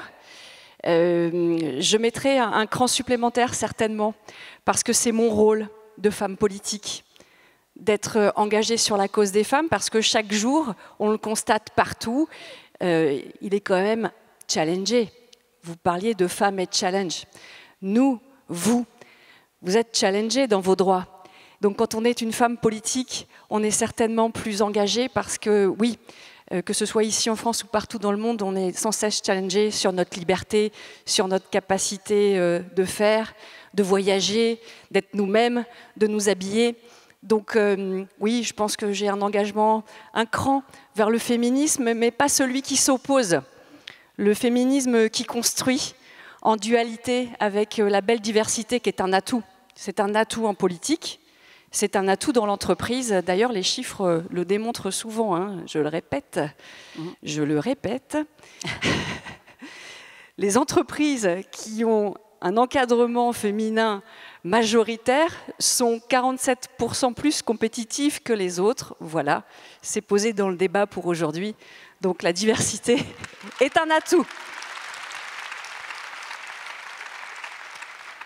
Et ça marche aussi d'ailleurs pour les pays qui sont dirigés par des femmes pendant la crise. Ils s'en sont mieux sortis. C'est ce que j'ai envoyé comme photo, je ne dirai pas à qui, en disant « voilà la preuve ». Eh oui. Elles étaient toutes là, les premiers ministres, voilà, féminins, les femmes dirigeantes de pays, voilà. Parce que finalement, nous apportons autre chose. Nous, les femmes, nous sommes complémentaires. Et ce regard, jusqu'à maintenant, qu'est-ce qui s'est passé ? Il a été négligé, il a été oublié, il a été minimisé, Léa ?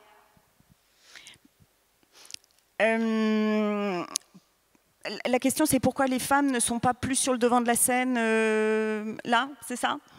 Pas nécessairement. Pourquoi est-ce que, selon vous, jusqu'à présent, jusqu'à ce que les femmes le revendiquent un peu plus fort, on a oublié de prendre en compte leur regard sur la société ?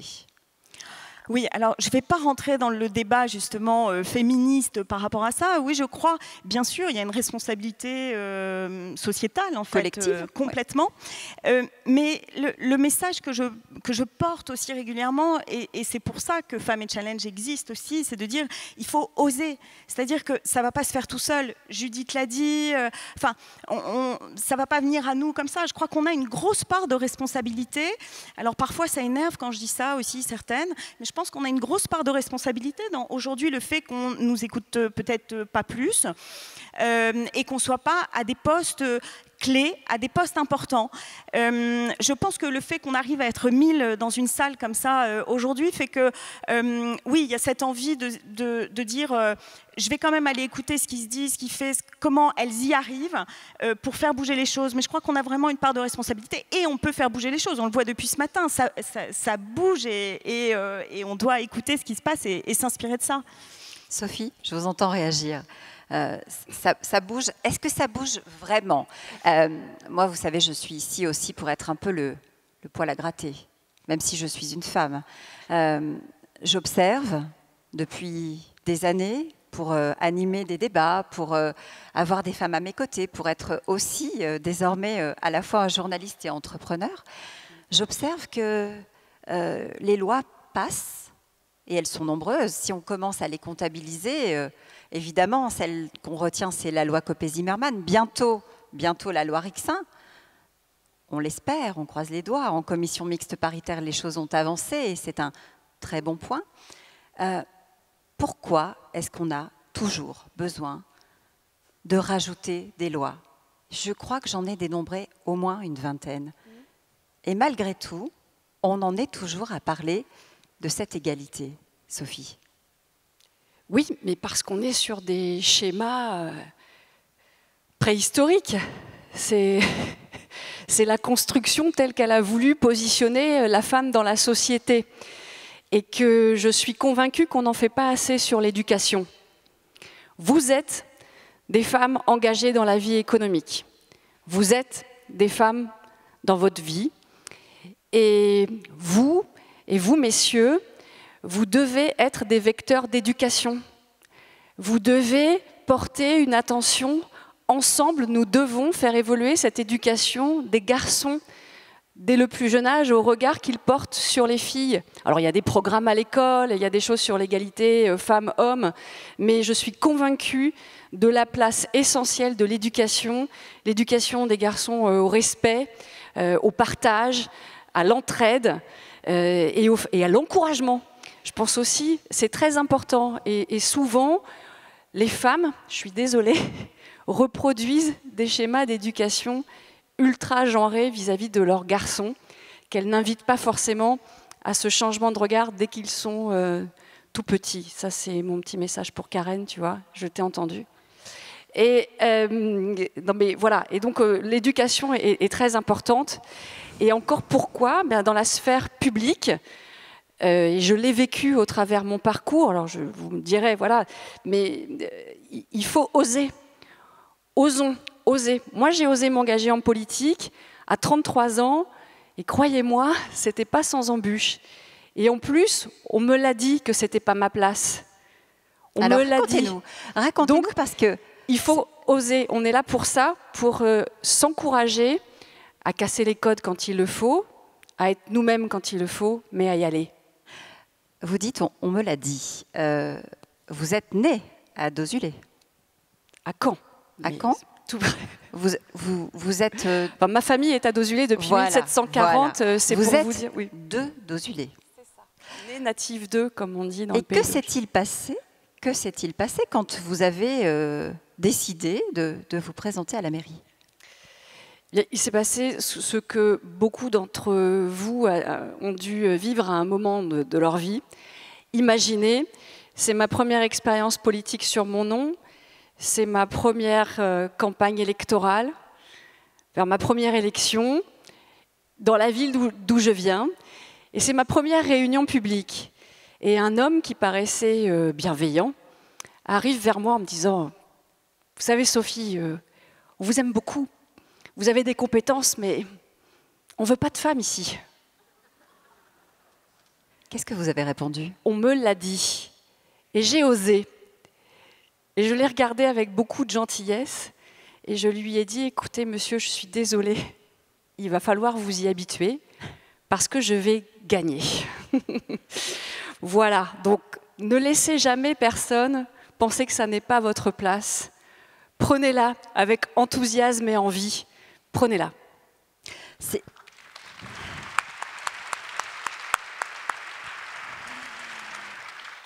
Léa, c'est la preuve effectivement qu'on est encore aujourd'hui, bientôt en 2022, obligé de casser les codes, hein, ce que vient de dire Sophie. On est obligé de prendre cette place. Si je vous demande, vous, si vous avez vécu des expériences similaires, est-ce que ce sentiment-là, en étant parmi les 4 présidentes de CCI en France, est-ce que vous avez eu le sentiment d'être obligé de vous faire une place sur la photo? Oui, il faut quand même le dire, oui, forcément.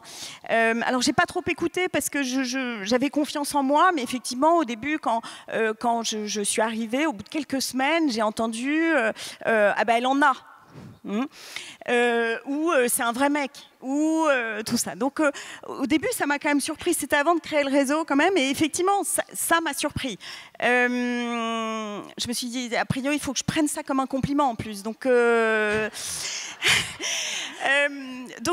il y a eu ça, et puis, il y a le côté, quand je suis arrivée présidente, donc vous l'avez dit, il y avait 3 ou 4 présidentes sur 115 en France de chambres de commerce.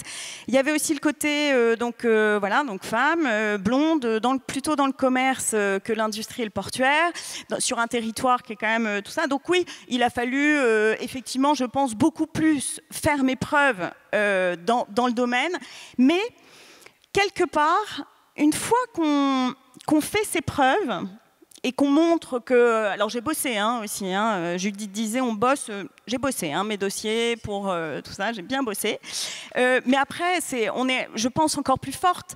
Et donc ça permet aussi d'avancer. Et après, finalement, on n'a plus ce genre de réflexion. Alors on peut toujours... quand on a créé le réseau Femmes et Challenge, ça c'est aussi un point, on entendait régulièrement avec leur truc de gonzesse. Tout le temps. Honnêtement, moi aussi, je l'entends. Ouais, c'est ça. Honnêtement, on l'entend beaucoup moins aujourd'hui. Et on voit bien dans les dirigeants, les entreprises qui nous suivent, tout ça, qui sont sponsors, partenaires, bah voilà, il y a cette envie d'avancer. Donc ça va vraiment dans le bon sens. Mais oui, bien sûr, on vit ça. Et un petit clin d'œil, je rebondirais aussi. Je me souviens qu'au début, quand on a créé le réseau aussi, on avait du mal à aller chercher des femmes qui témoignent. Et j'allais les voir en disant, bah, tiens... il y en a une, je ne sais pas si elle est là, mais genre, Christine, est-ce que tu serais d'accord, tu as une entreprise importante que tu présides, tu as 500 salariés, est-ce que tu voudrais bien témoigner? Ah bon, non, qu'est-ce que tu veux que je dise? Pourquoi? Et ça, je l'ai eu plein de fois. J'ai mis 2 ans avant de réussir à ce que Christine vienne témoigner, et j'adorais son expérience, donc j'avais envie qu'elle puisse témoigner. Et aujourd'hui, on a beaucoup moins de difficultés. Je ne pense pas, alors bien sûr parce que le réseau est plus connu, sûrement aussi, mais aussi parce que je pense que vous prenez conscience du fait que oui, il faut parler de son expérience. Et quand on crée ou quand on a une entreprise de 22 000 personnes, tout à l'heure, comme Judith dirige, quelle que soit sa fonction, on a un message à faire passer et on peut en inspirer d'autres. Donc ça bouge et merci à tous de jouer le jeu.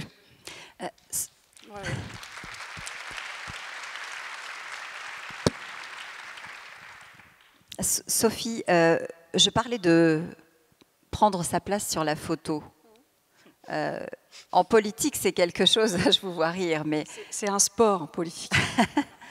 Il faut savoir jouer des coudes à tous les niveaux, y compris quand on s'habille, choisir la bonne couleur pour être visible et pouvoir effectivement pousser pour être au centre. Ça vous est arrivé? Alors, j'ai la chance d'être grande, mais je dois prendre la parole pour toutes celles qui le sont moins. Non, mais vraiment, enfin, on est encore sur des schémas incroyables. Au XXIe siècle, nous sommes à notre place. Il faut sortir du syndrome de l'imposteur. Je suis sortie du syndrome de l'imposteur. Oui, première vice-présidente d'une région, je suis devant sur la photo. Et c'est important, pas pour moi-même, c'est important pour la place et le message qu'on envoie sur la place des femmes dans la société. Nous parlions tout à l'heure des élections municipales. En 2008, quand je me présente il y a 13 ans, il n'y a que 13% de femmes maires en France. Troisième mandat après, il n'y en a toujours que 19%. C'est comme si, cher monsieur, on mettait une équipe de football sur un terrain avec 2 joueurs. Ben voilà, c'est ça la photographie de la représentativité nationale dans notre pays encore aujourd'hui. Donc oui, être sur le devant de la photo, c'est toujours un exercice intéressant. Il faut s'affirmer. Et je sais que vous le faites aussi, vous devez encore plus le faire parce que c'est votre place. Et l'affirmation de sa place, c'est aussi la capacité à montrer l'exemple. C'est ce que disait Léa. Soyez toutes et tous des exemples dans vos responsabilités de la place des femmes dans la société, dans la vie économique et la vie publique. Est-ce que vous avez le sentiment qu'aujourd'hui, les choses changent sur la répartition des postes? Vous parliez tout à l'heure de votre engagement et de votre choix d'aller demander le développement économique. Est-ce que naturellement, c'est quelque chose qu'on vous aurait donné si vous ne l'aviez pas sollicité? Je ne pense pas, c'est pour ça que je l'ai demandé. J'ai osé. J'ai demandé ce que j'avais envie de faire. Parce que c'est une passion, parce que c'est nécessaire dans notre pays, parce que j'ai eu la chance de pouvoir travailler sur ces sujets dans mon parcours professionnel. Donc j'ai demandé, mais effectivement, non, je pense que ça ne serait pas allé de soi. Et quand on parlait des rencontres que nous avons dans le parcours, Judith le disait, il faut aussi avoir des portraits positifs dans les hommes qui s'engagent. Dans ceux qui ont croisé mon parcours professionnel, j'ai jamais eu un regard décourageant par rapport à des fonctions, ni le fait de m'engager en politique quand j'étais avec Xavier Bertrand en cabinet, parce que je travaillais en même temps. C'était un sacré challenge, et oui, on est capable de le faire. C'était de dire, vas-y, fonce, on a besoin de femmes qui s'engagent. Et même chose pour le président de région, en disant, évidemment, c'est ta place. Il y a des hommes modernes, il y en a, en Normandie. Beaucoup. Le évidemment me plaît beaucoup parce que c'est vrai qu'on a souvent, et même si les entreprises, je regardais les chiffres et les déclarations en tout cas, les entreprises disent aujourd'hui on a besoin, on aimerait bien pouvoir prendre davantage de femmes. On ne sait pas comment faire, on ne sait pas où les trouver, on n'y arrive pas. Aidez-nous. Alors on va les aider, évidemment, mais on a plutôt tendance encore, Léa, détrompez-moi si nécessaire, on a encore tendance à nous cantonner dans des postes, y compris des postes à responsabilité, de communication ou de ressources humaines, plutôt que de nous donner des postes, allez, j'avais envie de dire régaliens. Oui, je crois que les statistiques bougent un peu, mais pas aussi vite qu'on le voudrait, là encore. Je pense qu'il y a, en tout cas, en 4 ans de réseau, pour parler à des dirigeants et des dirigeants hommes, mais femmes aussi, les mentalités changent. C'est-à-dire qu'il y a vraiment, on se sent plus à l'aise avec le fait d'affirmer qu'on souhaite avoir des femmes dans son codir, des femmes à des postes importants. Il y a cette vraie volonté, c'est-à-dire je me méfie toujours de certains qui disent « Ah ouais, non, mais si, il faudrait plus de femmes », mais quand on creuse un peu, c'est pas toujours ce qui est pensé au fond, mais il y en a de moins en moins, et il y a beaucoup de dirigeants qui souhaitent vraiment, qui disent, comme vous le dites Raphaël, c'est-à-dire mais comment on fait parce que elle n'ose pas, parce que comment on fait. Il y a plein de choses, hein. Tout à l'heure on a parlé du 80%, mais encore ça m'est arrivé la semaine dernière en disant à quelqu'un bah tiens, pourquoi tu mets pas cette personne là, mais je peux pas, elle travaille pas le mercredi. Ah oui, donc ça arrive encore, et en fait en faisant réfléchir ce dirigeant-là, il dit oui, finalement, pourquoi pas. Donc ce sont plein de petites choses. Et puis encore une fois, voilà, désolée, je vais me répéter, mais je crois qu'il faut aussi, Sophie le dit, elle a osé, et il faut aussi qu'on ose. Alors en politique, je crois que si on n'ose pas, on n'existe pas, ça c'est sûr.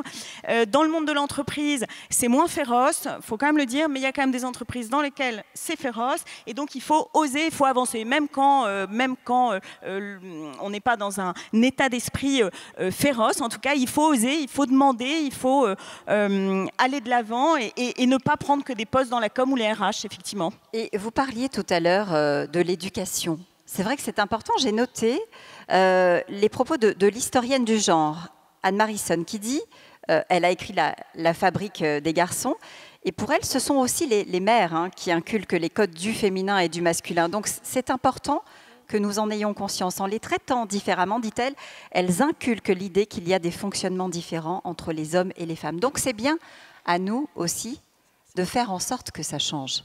Sophie. Oui, exactement. Il faut vraiment, dès le plus jeune âge, donner ce champ des possibles, ce changement de regard. Et puis, quand on est engagé, mais il faut aussi s'appliquer à soi-même ce qu'on aurait bien aimé qu'on puisse vous proposer. À Dosulé, voilà, mes adjointes sont hyper impliquées, elles ont choisi les sujets sur lesquels elles ont envie de travailler. Je les pousse, alors comme un manager. Parfois, voilà, je les laisse se débrouiller pour voir comment elles prennent en main un dossier, mais de façon toujours bienveillante. La bienveillance, c'est aussi important. Il n'y en a pas beaucoup toujours en politique. Hein. Vous vous réveillez le matin, vous êtes votre propre chef d'entreprise. C'est comment vous avez, au-delà du projet politique que vous portez, des valeurs pour lesquelles vous vous êtes engagé dans une famille politique, vous avez, Judith le disait tout à l'heure, votre propre parcours à vous. Et votre propre parcours à vous, vous le managez en tant que femme chef d'entreprise pour vous-même. Et c'est ça qu'il faut donner comme message aux jeunes filles et aux jeunes garçons, surtout, c'est les deux. C'est-à-dire cette place dans la société. Moi, j'ai une petite fille de 8 ans et demi, elle m'expliquait l'autre jour, et d'ailleurs, elle a été élue déléguée de sa classe, donc sans me le dire. Parce que elle voulait faire son propre chemin. C'est bien, je pense que j'ai commencé à semer 2-3 graines d'autonomie. Et elle disait, tu vois, maman, je me suis engagée parce que dans la cour d'école, c'est encore super compliqué de pouvoir faire ce qu'on veut et de jouer là où on a envie. Et moi, j'en ai marre. Donc, avec mes copines, on va faire notre place. Mais c'est parce que je discute avec elle. Elle m'entend parler de tout ça. Voilà. Et donc, vous, mesdames, dirigeantes, engagées, soyez des vecteurs d'éducation, c'est très important. C'est intéressant ce que vous dites sur la cour d'école. Il y a eu des études qui ont été faites et il y a des écoles qui ont commencé à faire changer les choses, à les faire évoluer, parce que bien souvent, les garçons jouent au centre avec un ballon. Et que se passe-t-il? Dès le départ, les filles se retrouvent à la périphérie de la cour d'école et sont obligées de se mettre sur les côtés pour pouvoir elles aussi avoir le droit de jouer et de prendre leur place. Excusez-moi, du coup, ça me fait penser à quelque chose. Ça va te faire rire ou pas? Enfin, vous nous direz. J'appelle ça le syndrome de la danse post-réunion, moi. C'est-à-dire que souvent, quand vous avez une réunion importante, j'en ai beaucoup, comme vous toutes et tous, et comme Léa, j'en ai beaucoup où on n'est pas nombreuses. Et alors après, du coup, il y a la réunion, c'est-à-dire que c'est le sentiment pour les messieurs parfois, de donner l'idée qu'ils ont un sujet important et ultra stratégique qu'ils n'auraient pas évoqué en réunion avant, tellement c'est ultra important et stratégique, et de se retrouver à 4 en train de faire une espèce de rond ensemble pour se dire « Ah ouais, alors tu sais, voilà ». Et vous, de vous laisser à côté parce que vous n'êtes pas dans le schéma stratégique. Alors que je suis sûre qu'il parle du dernier match de foot, mais ce truc de se regrouper ensemble après, parce qu'après, il faut encore montrer que ce n'est pas votre place finalement autour de table dans la réunion, parce qu'il y en a une deuxième réunion qui se passe après dans le couloir, et là où ils se retrouvent encore ensemble. Et je le vis souvent. Maintenant, ça m'amuse. Ça m'amuse tellement que j'arrive en racontant 2-3 trucs rigolos pour arriver. Mais si vous voulez, c'est toujours on recrée le système après le système.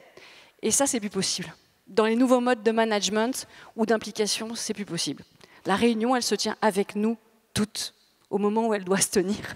La danse du truc après, ça n'a pas beaucoup de sens. Léa, on parlait des enfants, on parlait du rôle des mères.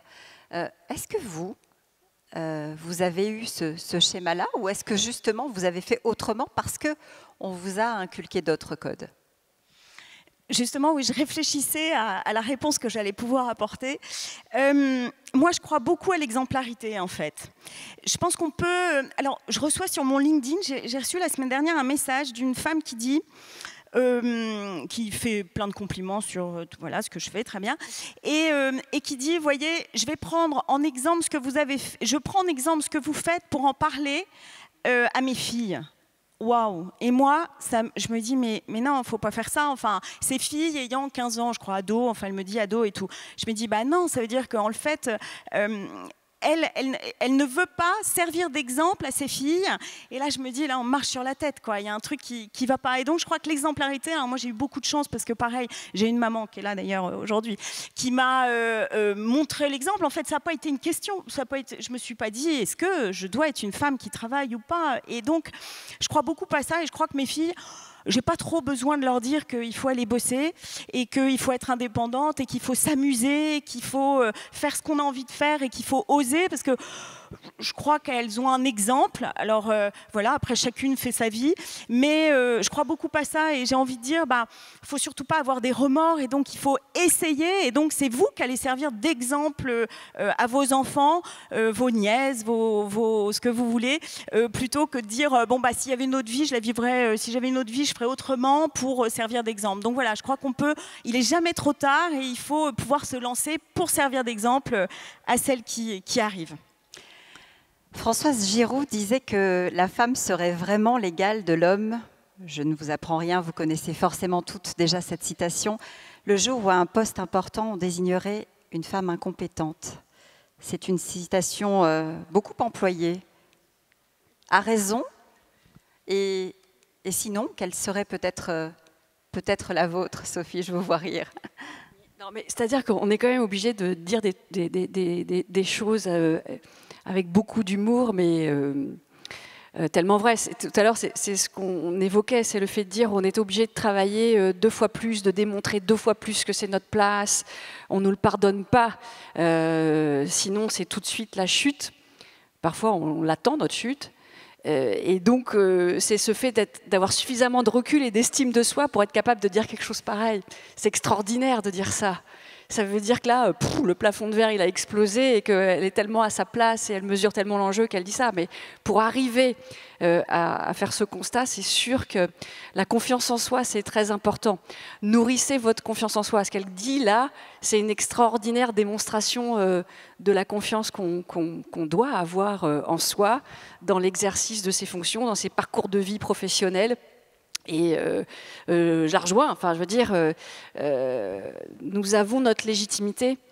Nous ne sommes pas aujourd'hui, c'est un peu à la mode, mais je veux dire, moi, je ne suis pas une fake politique. Je suis une femme politique. Ce n'est pas parce que je suis une femme en politique que j'ai moins de poids ou de résonance. Et ce qu'elle dit là, c'est très important, c'est nourrissez, chérissez votre confiance en vous. Vous avez les compétences pour être à votre place dans vos parcours professionnels. Et c'est ce que porte Femmes et Challenge ici en Normandie, avec beaucoup d'énergie et de sens. Et de pragmatisme aussi, parce qu'il y a des solutions, on en reparlera, pour se donner la confiance en soi. C'est comment je suis accompagnée par le réseau, oser aller dans un réseau. C'est une première étape et vous le démontrez ce matin. Donc on a encore énormément de chemin à parcourir sur cette confiance en soi et la compétence assumée. Mais la voie est ouverte, Léa, grâce à des réseaux comme Femmes et Challenge. Je vais peut-être vous laisser le mot de la fin, à moins que vous souhaitiez réagir sur ce que disait Françoise Giraud. Je vous ai vu rire. Mais c'est vrai que la voie est ouverte et vous l'avez admirablement tracée. Il n'y a qu'à regarder l'amphi qui est plein aujourd'hui pour venir vous écouter, pour se dire finalement, on a tout. Tout est là. Il suffit de le saisir. Oui, tout à fait. C'était aussi intéressant pour moi de partager, suite à votre idée, Raphaël, de partager effectivement un temps de parole avec Sophie, parce que quand on est chef d'entreprise, on ne côtoie pas forcément les politiques. On peut en avoir besoin de temps en temps, mais pas plus que ça.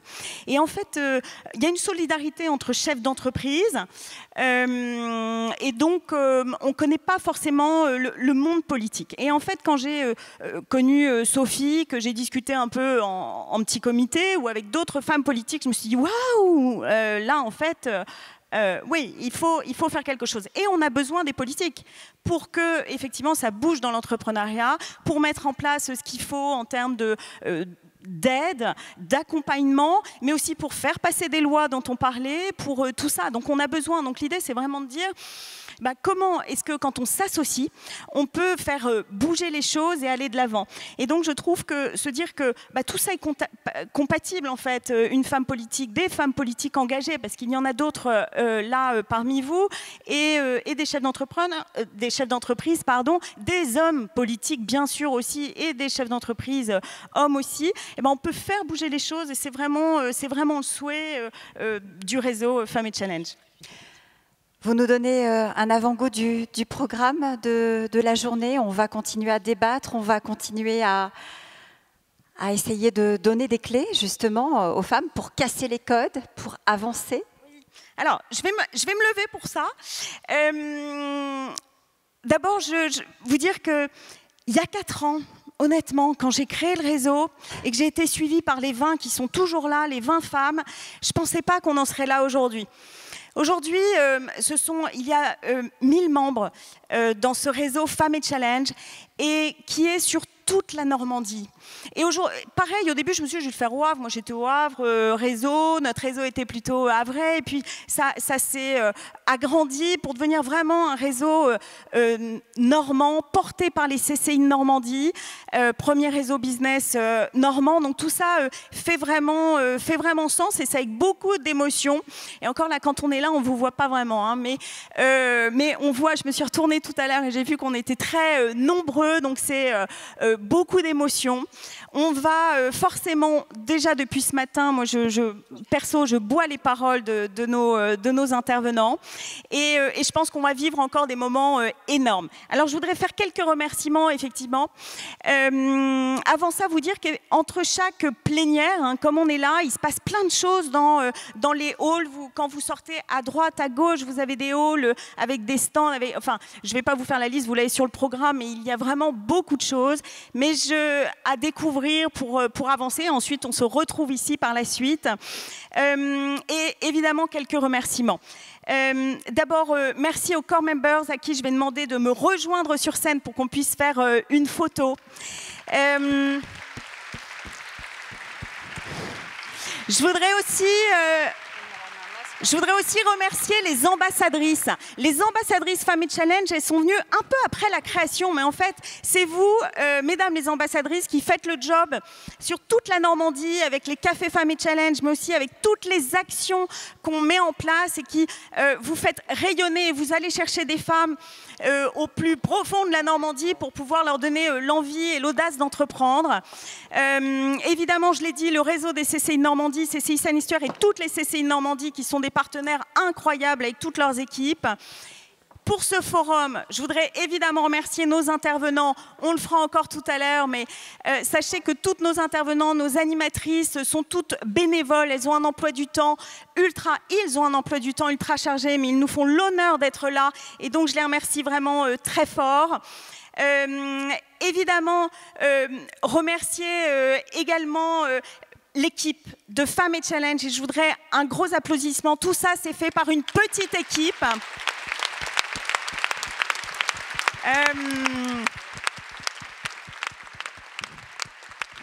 Voilà. L'équipe le mérite vraiment, les collaborateurs, encore une fois, de toutes les CCI, mais aussi Swazik, Marie, Morgane, Johanna, l'équipe comme tout ça, qui sont incroyables, et bravo, bravo à vous. Et d'ailleurs, est-ce qu'elles nous ont rejoints ? Il faut que l'équipe nous rejoigne, hein, toute l'équipe de Femmes et Challenge nous rejoigne. Et enfin... Johanna, il faut venir. Donc, nos partenaires, et je vais les citer. Alors, la liste est longue et on est super fiers que la liste soit longue des partenaires. Un partenaire, c'est celui notamment, il donne de l'argent. Mais il ne fait pas que ça. D'abord, on a besoin effectivement de financer ce forum et de financer le réseau. Ça laisse le temps à toutes d'arriver, hein, les ambassadrices, tout ça, il faut que vous soyez toutes sur la photo. Mais ce n'est pas seulement donner de l'argent qui est important. C'est aussi, ça veut dire que notre réseau, il veut dire quelque chose. Au bout de 4 ans de ce 3e forum, on a de plus en plus de partenaires. Ceux qui sont là depuis le début et chaque année, d'autres qui nous rejoignent. Donc on est très fiers parce que ça montre aussi que ça bouge, ça avance. Il se passe plein de choses dans ces entreprises qui parlent de Femmes et Challenge au sein de leur entreprise et qui ont fait venir certains de leurs collaborateurs, bien sûr, aujourd'hui.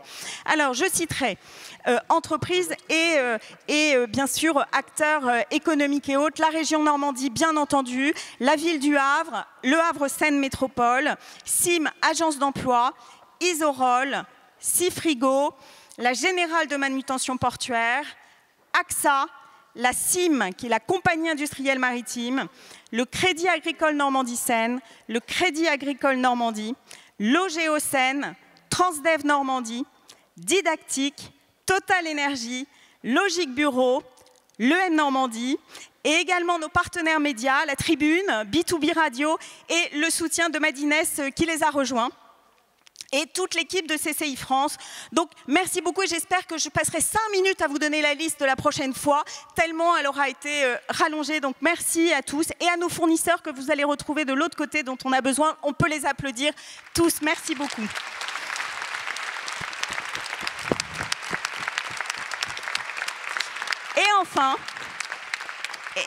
Et enfin, je voudrais vous remercier, vous, parce que c'est vous qui nous donnez cette force, cette force et cette envie surtout, j'ai envie de dire, d'avancer. Et vous nous donnez l'envie d'oser, justement, continuer. Et donc, merci d'être aussi nombreux aujourd'hui. Merci à tous. Léa ? Je crois que nous avons oublié quelqu'un dans la liste. On a oublié quelqu'un, oui. Et c'est Sophie qui va remercier cette personne. Oui, parce que vous l'aurez constaté ce matin, vous l'aurez constaté depuis 4 ans, et vous allez encore le constater dans les années qui viennent. Le point commun, et celui qui caractérise le plus Léa, c'est l'engagement, l'envie, la capacité à faire. Et si nous sommes toutes et tous réunis aujourd'hui, si nous avons toutes et tous envie de continuer, c'est aussi grâce à son implication. Alors je vous demande de l'applaudir pour son engagement indéfectible pour la place des femmes dans l'économie.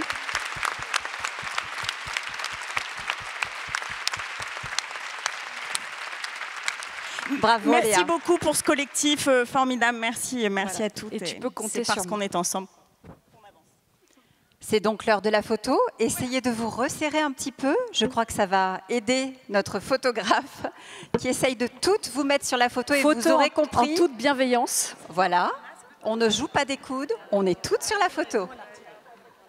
Est-ce qu'on enlève le masque? On peut enlever le masque? 30 secondes. Allez, pour la photo et on le remet immédiatement. On l'enlève juste pour la photo, comme si on était au restaurant. Et on le remet immédiatement dès que la photo est prise. C'est bon? Vous pouvez le remettre. Merci à toutes.